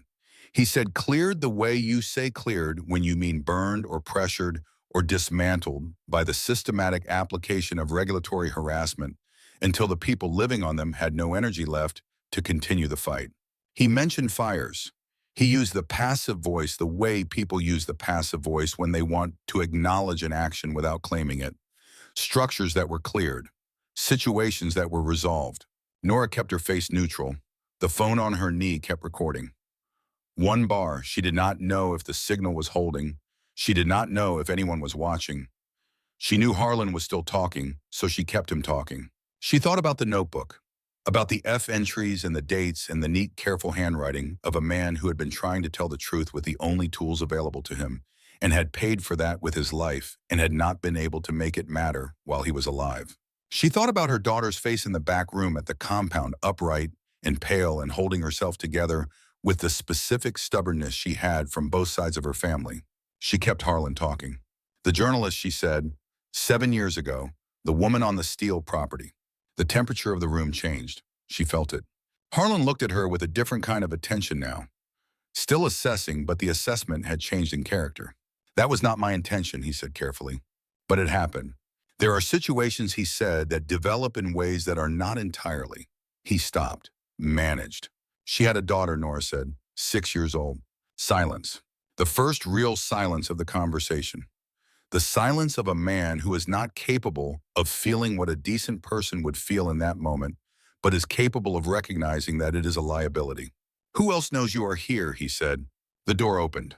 Ryder came through it the way he had crossed the floor of the roadhouse without announcement, without theater moving, with the total and specific purpose of a man who has located what he came for and is closing the distance. 2 of Harlan's men moved. Bull and Priest, coming through behind Ryder, handled both of them.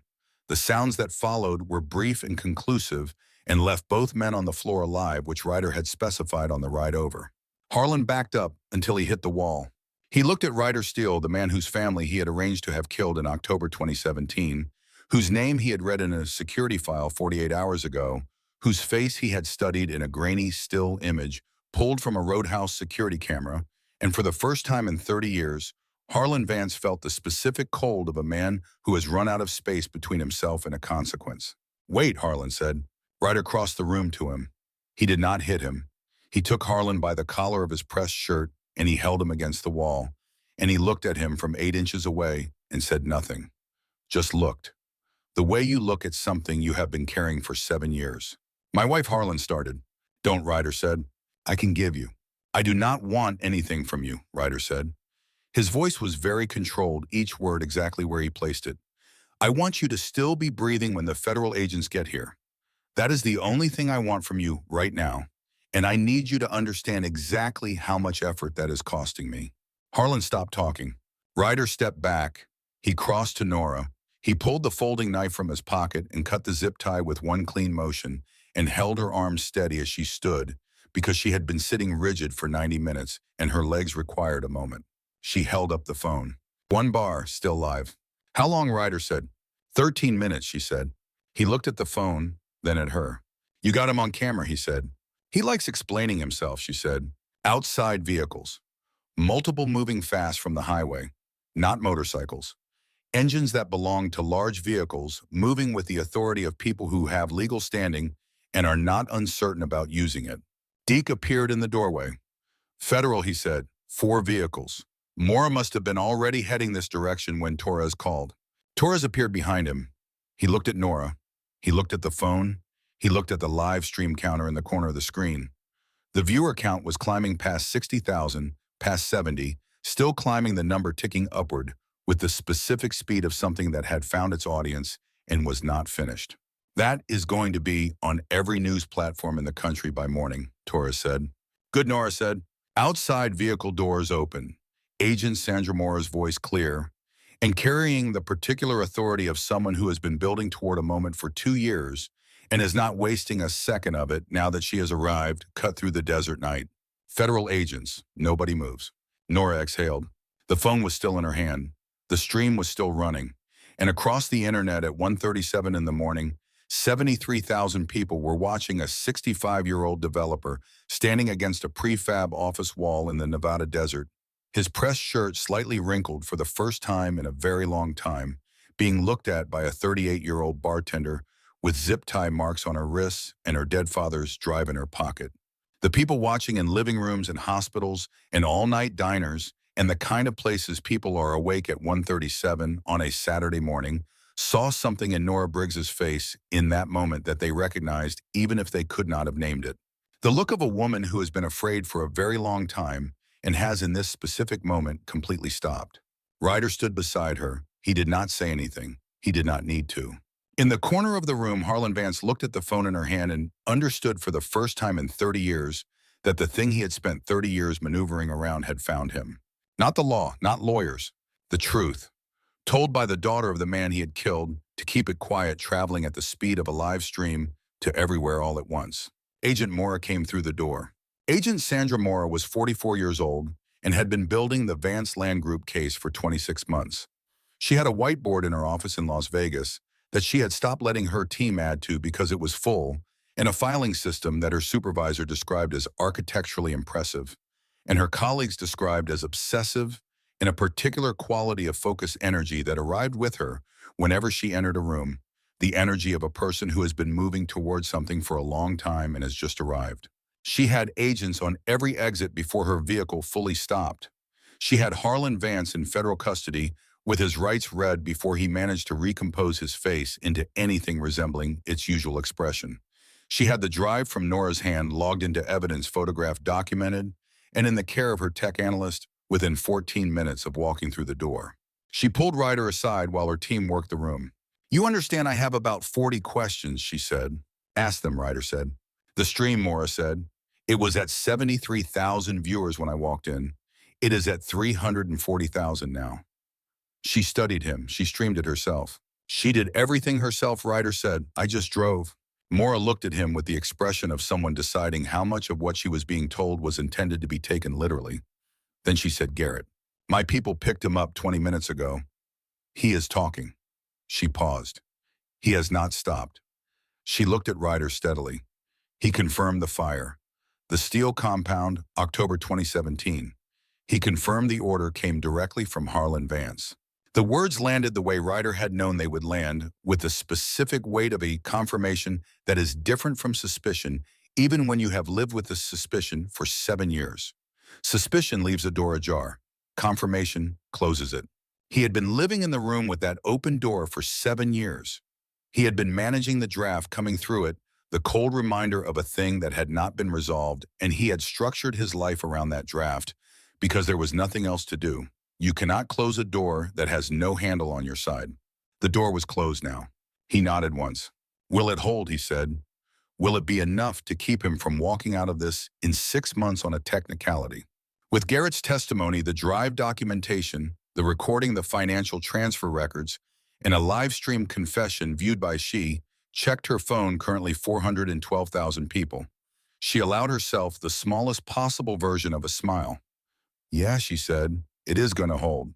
Nora found Chloe in the back of a federal vehicle with a blanket around her shoulders and Torres sitting beside her. And when Chloe saw her mother come around the side of the vehicle, she was out and moving before Nora could say her name. She hit her hard the way small people hit hard when they have been frightened and have been managing the frightened with everything they have and are now finished managing it. Nora took a step back and wrapped both arms around her and held on. Neither of them said anything for a long time. When Chloe pulled back, her eyes were red, but her voice was steady in the precise and composed way her mother's voice was steady by force of will, rather than absence of feeling. I waited in the room, Chloe said, like you said. I know, Nora said. Carla made me drink water. Good. Chloe looked at her mother's wrists at the marks the zip tie had left. She touched them gently with 2 fingers, the way she touched the bruises on her own knees when she fell assessing. Does it hurt? A little. Chloe looked at the site around them, the federal agents, the vehicles Harlan Vance being walked toward, a transport and restraints. She processed it with the specific gravity of a child who takes things seriously. Is it over, she said. Nora looked at Harlan Vance. His posture was still upright, still attempting the dignity of a man accustomed to occupying spaces as though they belonged to him. But something had gone out of it. The specific quality of a man whose story has been told by someone other than him, whose empire has been described in detail by his own voice to 400,000 people he could not see and could not reach and could not manage. This part, as Nora said, what happened over the following weeks moved faster than anyone who had not watched a federal financial crimes case dismantle an empire from the inside would expect. Agent Mora had the architecture in place. What Earl Briggs's documentation gave her was not the beginning of the case, but the keystone, the piece that made everything else cohere. The offshore accounts matched the transfer records on the drive. The bribery payments correlated with zoning approvals that Mora's team had flagged, but could not yet source. The timeline of property acquisitions cross-referenced with Earl Briggs's documented methods gave her a pattern complete enough to survive cross-examination. Garrett's cooperation was thorough. He had kept his own records. People who operate in the space between legal and not for long enough always keep records because records are the only protection available to someone who has made themselves useful to a man who does not value loyalty beyond its utility. Garrett had kept his out of self-preservation and had spent 9 years hoping he would never need them. He needed them now. He gave everything. The county assessor resigned on a Tuesday. The state senator announced he would not seek re-election the following Monday. The federal land management official whose name appeared in Earl Briggs's notebook was placed under investigation within 3 weeks. Each announcement arrived in Nora's awareness as a piece of information rather than a vindication, because vindication implies completion, and she had learned that the dismantling of something built over 30 years does not complete in weeks or months. It completes in increments through the slow machinery of institutions that were supposed to prevent what happened and are now correcting it, and the correction takes as long as it takes. She was sitting at the bar of the Nail, which Rod Pittman had rehired her to, after 2 days of reflection and one conversation with a lawyer pouring coffee for the afternoon regulars, when the door opened and Preston Vance came in. She saw him before he saw her. She had approximately 3 seconds to decide what her face was going to do when he looked up. She put her face in neutral. He looked terrible. Not the rough night terrible of 3 weeks ago. Something more sustained, the look of a person who has been sleeping badly for reasons that live inside them, rather than outside, the look of someone who has spent 3 weeks in the company of themselves and found the company difficult. He stopped at the bar. He looked at the counter. I know you probably do not want to see me, he said. I do not know what I want yet, Nora said, which was true. Sit down. He sat.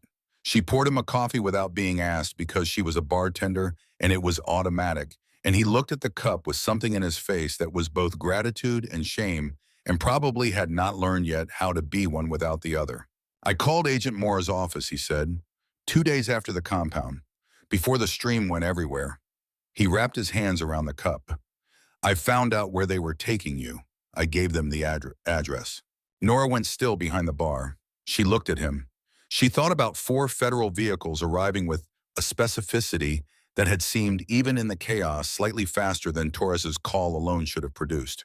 You called them, she said. Yeah. She waited. He looked at the counter, at his hands, at the space between them. I watched what I did to you in here, he said. I laughed. He paused.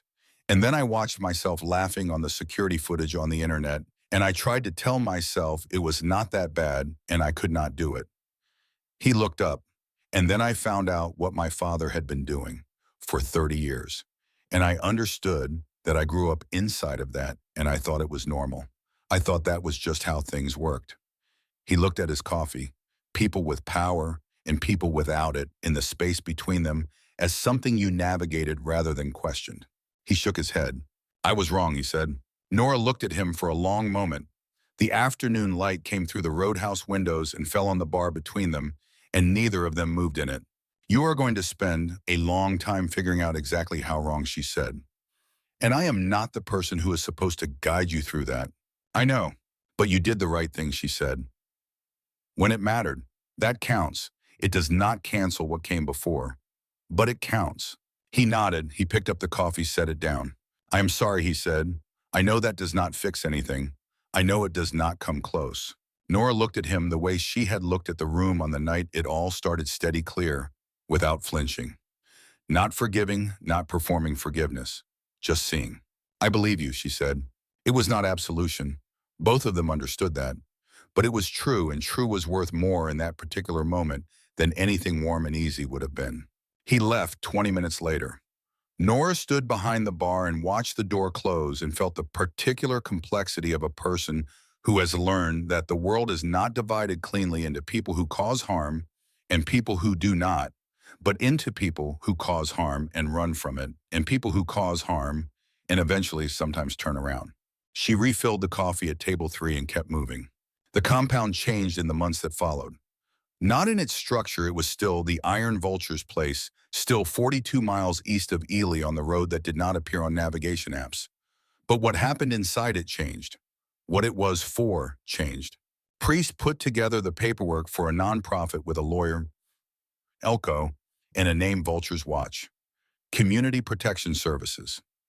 Carla ran the intake program, which helped women leaving dangerous situations find temporary housing, legal resources, and the specific kind of practical assistance that comes from people with no bureaucratic overhead and no patience for waiting. The program worked because Carla ran it the way Carla ran everything, with the precise, unsentimental care of someone who has been paying attention to what people actually need for long enough that she no longer confuses what they say they need with what will actually help them. She did not give speeches about empowerment. She helped women fill out paperwork. She called landlords. She drove people to appointments when the bus didn't go where the appointment was.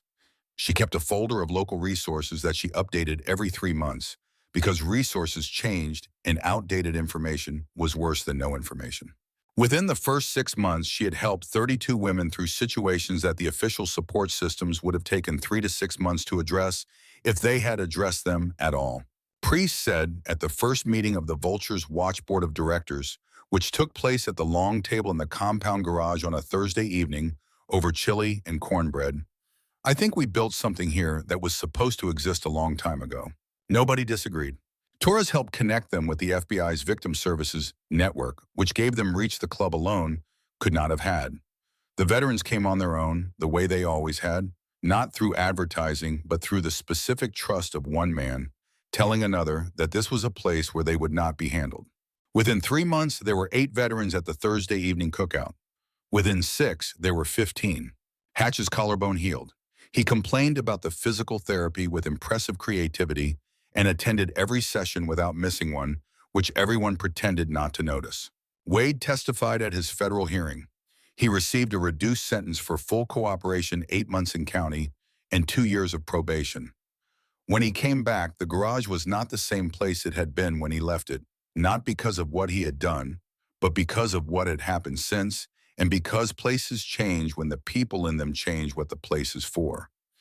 Deke told him he had 2 options: earn it back or do not come back.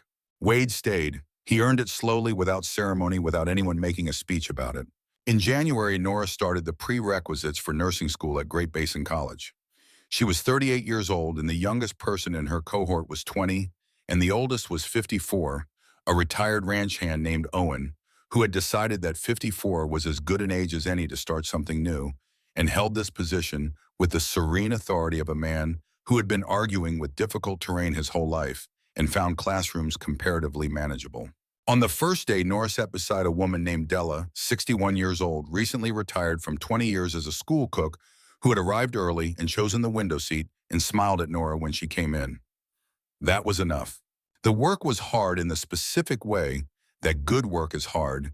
It required her full attention in a way that left no room for the secondary calculations that had been running in the background of her mind for years. In the anatomy class, she learned the names of bones and the functions of muscle groups and the architecture of systems that kept people alive without their conscious participation. And she found in this knowledge the same things she had found in bar management, in budget precision, in medication schedules, and all the other domains in which she had become competent through necessity, the particular satisfaction of understanding how something actually worked. She was going to be good at this. She was already good at the parts of it that were about paying attention and not flinching and understanding what people needed before they had finished saying it. The clinical rotations would come later. She was ready for them. Chloe's medication was covered now by a victim compensation fund connected to the federal case, one of the outcomes nobody had specifically anticipated, but which Maura's office had quietly made possible. She was 9 by then. She had joined the school's reading club, which met on Thursdays, and was working her way through the Carla-recommended mystery series with the methodical focus of someone who found pleasure in things done properly. She still had the asthma. She still carried her inhaler in her backpack. She still required management, and she still managed it herself, but the weight of it was different now, because the weight of everything was different when the month had a margin. There is a thing that happens to people who have been afraid for a long time when the thing they were afraid of is finally actually over. It does not happen all at once. It happens in increments, like the body slowly releasing a held breath. It did not know it was holding a little at a time in specific moments when something ordinary occurs and the fear does not arrive alongside it the way it used to. For Nora, the first moment was 3 weeks after the verdict, standing in the parking lot of the grocery store on Main Street.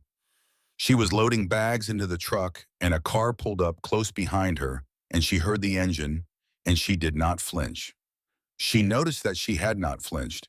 She stood there for a moment in the October afternoon with a bag of groceries in each hand and felt the specific unfamiliar quality of simply being in a parking lot without the secondary calculation running in the background, the constant low-level accounting of risk that she had been doing so automatically for so long that she had not recognized it as fear.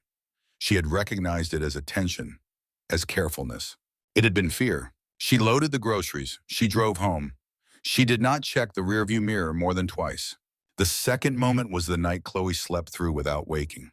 She had been waking once or twice a night since the compound, coming to Nora's room doorway and standing there, not crying, not speaking, just standing, and Nora would say, "I'm here," and Chloe would go back to bed. They had not discussed it directly. They both understood what it was, the body processing something it had not been able to process in the moment, doing the work at night that daylight was too full of other things to accommodate. The night Chloe slept through, Nora woke at 3 in the morning to silence, and lay in the dark and listened to the silence, and felt something in her chest that she identified after a moment as relief. The specific relief of a child sleeping without fear in a home that was theirs on a month that had a margin. The third moment was the conversation. She had it with Chloe on a Saturday afternoon in November, the two of them driving back from the compound on Highway 50 with the heater on and the windows fogging slightly at the edges. Chloe had been reading in the back seat and had put her book down and said with the directness she had from her mother and had been using more freely since the summer mom.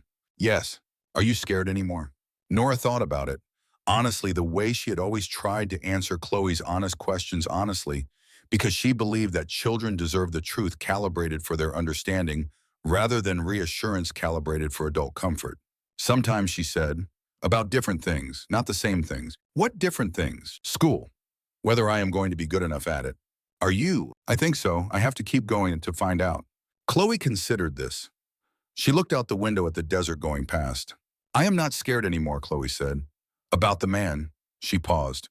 I was for a while, but I am not now. I know, Nora said. Carla said it was okay to be scared after Chloe said that it did not mean anything bad was going to happen. It was just the body doing what it needed to do. Carla is right, Nora said. I know, Chloe said with the particular confidence of a child who has identified a trustworthy source and intends to use it. She picked her book back up. The desert ran past outside, the heater ran, the highway ran. The radio played something quiet and old that neither of them turned off. They drove home. Nora called Ryder on a Tuesday evening in March. How was school, he asked. Hard, she said. Good hard. The kind where you go home tired because you learned something, not because you survived something. That is the right kind, he said. How is the compound? Full. He said it with something in his voice that she had not heard in the early days, something that had settled in him like a level finding its true position. Priest is talking about expanding the intake program. Carla already has 14 women on the housing wait list. He paused. Bull got a dog. Bull got a dog. Enormous. He has absolutely no idea what to do with it. She laughed, an actual laugh, the kind that surprised her slightly when it arrived. I am coming out Saturday, she said. I have something for you. A pause. You do not need to drive all the way out here for that. I know I do not need to, she said. I want to. She found him on Saturday where she had somehow known she would find him outside the garage in one of the old wooden chairs, watching the desert sky go through its evening colors. The Nevada desert at sunset committed entirely extravagant reds and golds, and the particular deep orange that appeared for exactly 11 minutes before the blue came in from the east and took everything. Carla had put a second chair beside his. She had done it without being asked because she anticipated things and because she had made her own assessment of the situation over the past 4 months and had arrived at conclusions she kept to herself and expressed only in the form of small, practical actions like the placement of a chair. Nora sat down. She had an envelope on her knee, and she did not hand it to him right away. They sat in the quiet for a while.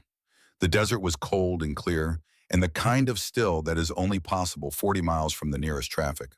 Torres heard from Maura last week, she said. Harlan's legal team is trying for a plea arrangement. She is declining. She is going to trial. Good. Garrett is confirmed as the primary witness for the prosecution. His testimony is solid, Maura says. The kind that does not shake under cross-examination because people who have been carrying guilt for a long time know every detail by heart. Ryder nodded. His eyes were on the horizon. I got the final accident reconstruction report, Nora said. About my father. She stopped, took a breath. They confirmed it was not an accident. The vehicle that struck him was a deliberate strike. They have the model from paint transfer evidence. Garrett confirmed the rest. She looked at her hands. So now I know, she said. Does it help? She held the question for a moment.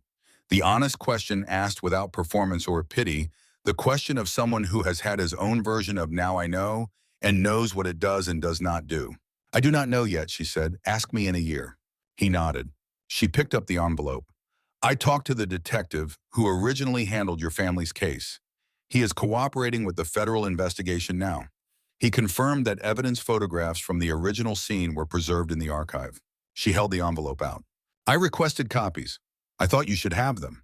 Ryder looked at the envelope. He did not reach for it immediately, a man preparing himself for something making room for it. Then he took it. He opened it slowly and slid out the photograph inside.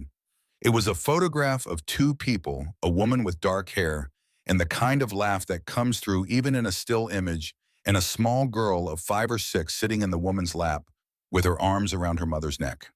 Both of them caught mid-movement in something joyful, the specific, unguarded joy of people who do not know they are being photographed and are simply entirely present in the moment they are in. Ryder held the photograph with both hands. Nora watched him and did not look away because looking away would have been the smaller thing, and she had learned over the past 4 months that the smaller thing and the easier thing were often the same thing and that neither of them was what the moment required. His hands were steady. His face was not entirely.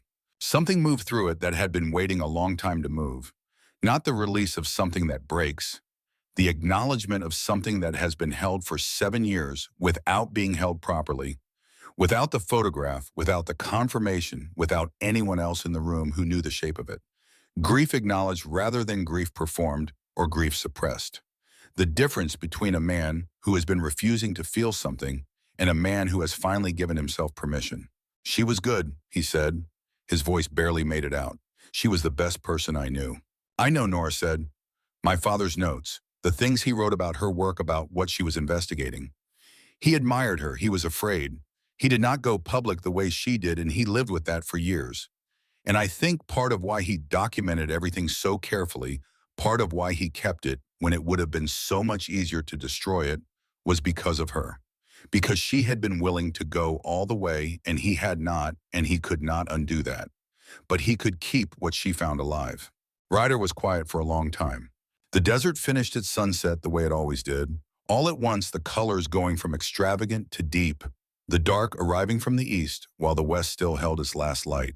She would have liked you, Ryder said. I think I would have liked her too, Nora said. From inside the garage, voices.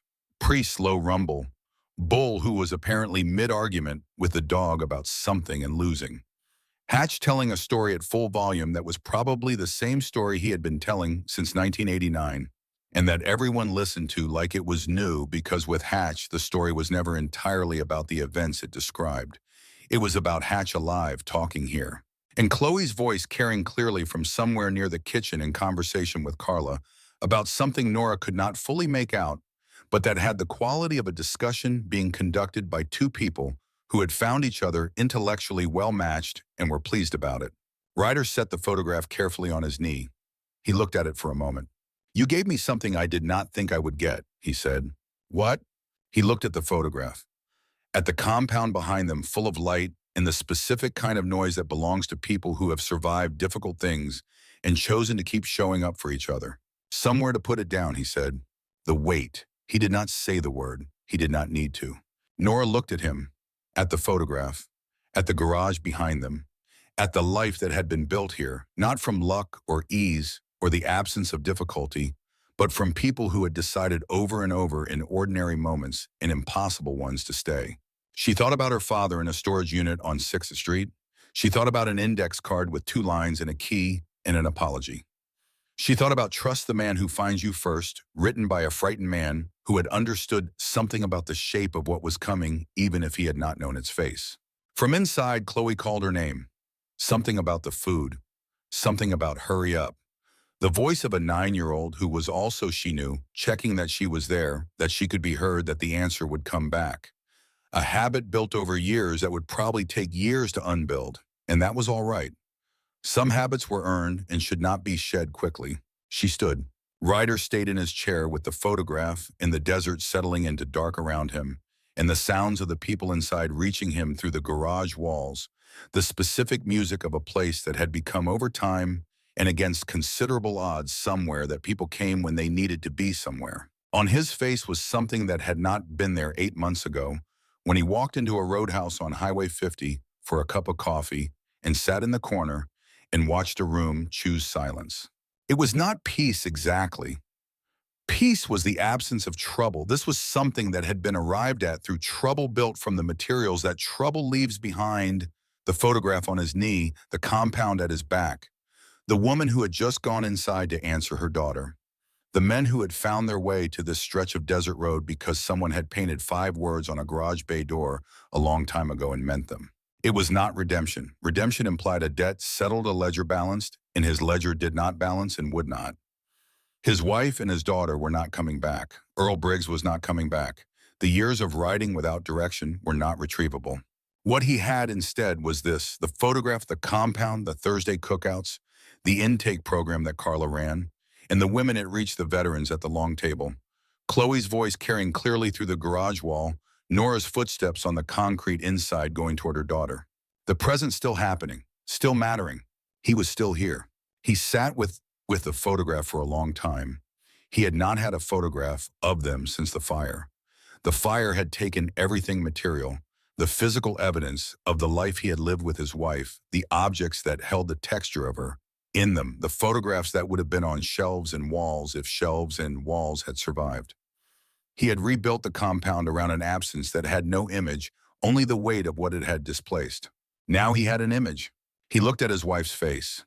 He looked at the specific quality of her hand, which he had been reconstructing from memory for 7 years, with the imprecision of a man working from a description of a painting rather than the painting itself, and found that the reconstruction had been reasonably accurate in its structure, but had missed something in the quality, the particular aliveness of a person who was fully present in a moment and knew it. The photograph had that. Memory approximated it. The photograph contained it. He looked at his daughter, 5, maybe 6 years old, her arms around her mother's neck with the total unself-conscious commitment of a child who has not yet learned that holding on to people is a thing that requires management. He stayed with them for a while in the photograph in the desert evening, in the compound that had been rebuilt from the same stretch of road where everything had been taken. The evening deepened around him. Inside the garage, the sounds of the people continued, Carla's voice, Priest's low rumble, Bull's ongoing negotiation with the dog, Chloe asking a question that Carla was already in the process of answering. The grill smoked and the desert held its cold, and the stars came out one by one in the specific incremental way they come out when you are sitting still enough to watch. He had not sat still enough to watch the stars in 7 years. He had been moving, always moving, because motion was the only available substitute for purpose when purpose was not available. He was not moving now. Then he put the photograph in the inside pocket of his vest close. He stood up from the old wooden chair. He went inside. Behind him, the Nevada desert held the night the way it always had, vast and steady and unchanged by any of it, the highway running east and west under the stars, the same highway it had been before any of this started, the same highway it would be long after all of them were gone. But tonight, for now, on this particular stretch of it, there were lights on, and people inside them. And that, it turned out, was everything. In the months that followed, the trial of Harlan Vance became what trials of its kind become, when the evidence is thorough and the witnesses are credible, and a live-streamed confession viewed by 800,000 people has already established the basic facts for any jury that might be assembled, long, expensive, and ultimately inevitable in its conclusion. Maura was prepared. She had always been prepared. What she had been missing was the source documentation that Earl Briggs had locked in a fireproof box in a storage unit on 6th Street in Ely, Nevada, and waited 9 years for someone to find. His daughter had found it. The verdict arrived on a Thursday afternoon in October, 14 months after a Friday night at a roadhouse on Highway 50, when a bartender said, "Keep your money," and a man in a corner booth set down his coffee cup. Harlan Vance, guilty on 12 counts of fraud, 3 counts of bribery, 2 counts of conspiracy to commit arson. Garrett pleaded to a reduced charge and served as the prosecution's primary witness, with the comprehensive testimony of a man who had been keeping records for 9 years and finally had somewhere to put them. The county assessor, the state senator, the federal land management official, each addressed separately, each facing their own proceedings, each in the slow process of accountability that does not move fast but does not stop. There were 14 families along Highway 50 who had been displaced through Vance Land Group's acquisition methods over 12 years. Maura's team documented each case. The findings were part of the federal record. 2 of those families, identified through the acquisition records Earl Briggs had preserved, came forward and provided testimony about the methods that had been used against them. Their testimony was not required for the conviction, but it was part of the record, and the record was permanent, and permanence was something that Harlan Vance had assumed applied only to his own arrangements. The veteran whose land had been taken through a fraudulent code complaint, in 2019, a man named Gerald Marsh, who had served 2 tours and come home to a small farm he had bought with his disability payments, received a settlement from the civil judgment that followed the criminal conviction. He used it to return to a property 2 miles from his original land and built a workshop where he repaired small engines and in the evenings taught 2 of his grandchildren to weld. This was not in the news. The news covered the conviction. The news covered the senator's resignation and the assessor's departure and the federal judge's investigation. The news did not cover Gerald Marsh returning to eastern Nevada with a settlement check and a plan. Nora knew about it because Carla told her. Carla knew about it because Carla made it her business to know the outcomes, that the news did not cover the ones that happened in the months after the cameras moved, on the ones that constituted the actual and lasting difference in actual and lasting lives.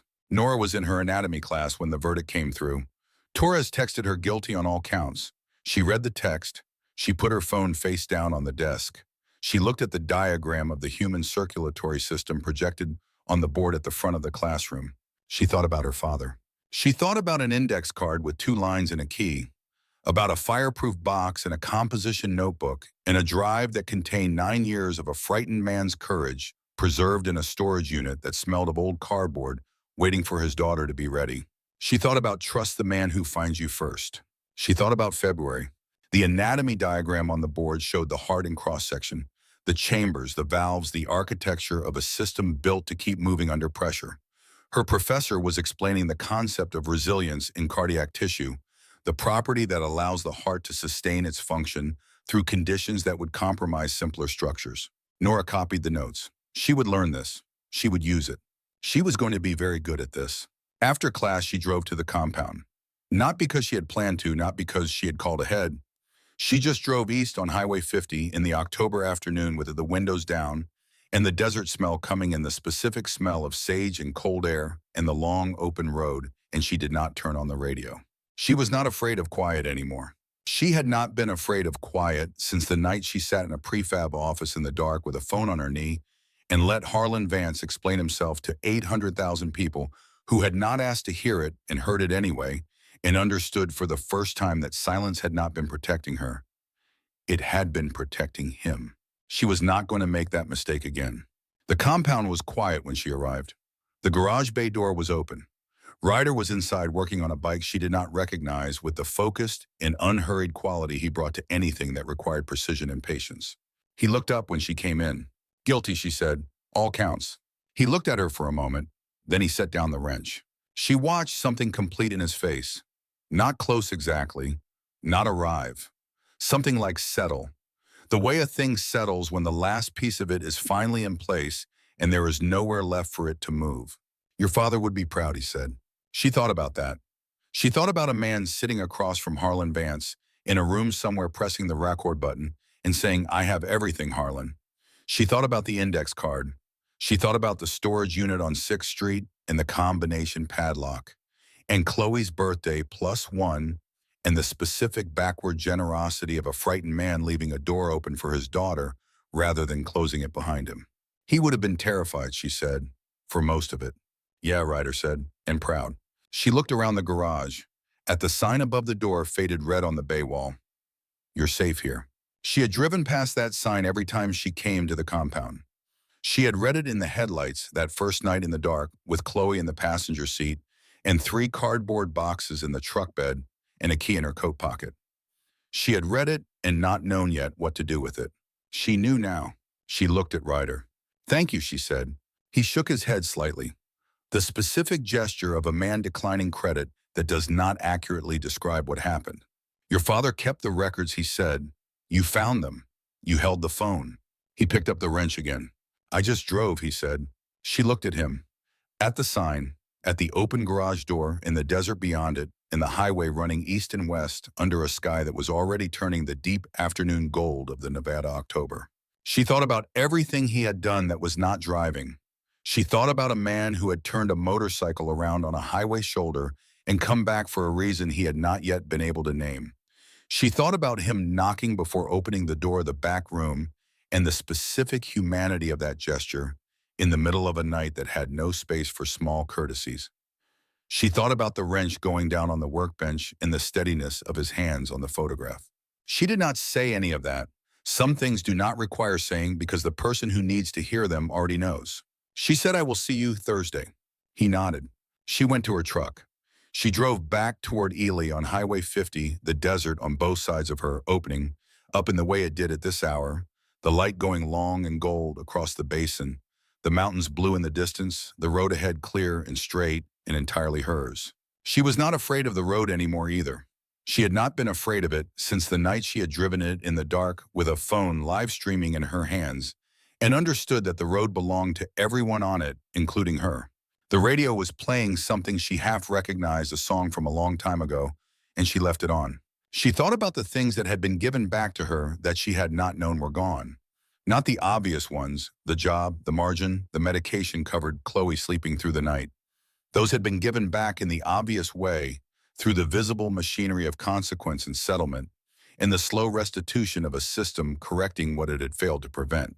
She thought about the less obvious ones. The ability to walk to her truck in a parking lot without calculating the sightlines. The ability to sit in her anatomy class with her phone face down and not reach for it every 3 minutes. The ability to drive on this highway in the evening with the windows down and not feel the low-grade vigilance that had been her companion for so long she had stopped calling it fear and started calling it attention. These were the things she had not known had been taken, the baseline condition of a person who is not being threatened, the specific quality of a life lived in the present tense rather than the near future of the next potential crisis. She had been robbed of it incrementally by the note on the windshield, and the job she lost, and the inspection notices, and the years before all of that, the years of her father's locked closet, and the accident that was not an accident, and the unanswered question of what had happened to him and whether anything could be done about it. She had been robbed of the ordinary, which is the thing that makes the extraordinary bearable. She had it back now, not perfectly, not completely, not forever. Life did not offer those terms.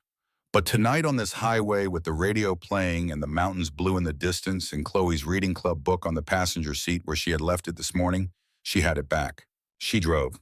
Behind her, 42 miles back and getting smaller in the rearview mirror, the compound sat on its stretch of desert road with its lights on and its sign above the door. Ahead of her, school and Chloe and February and the anatomy of the human heart and the long, ordinary, irreplaceable work of a life being lived. She did not look back. The road ahead was long, and it was hers. She drove.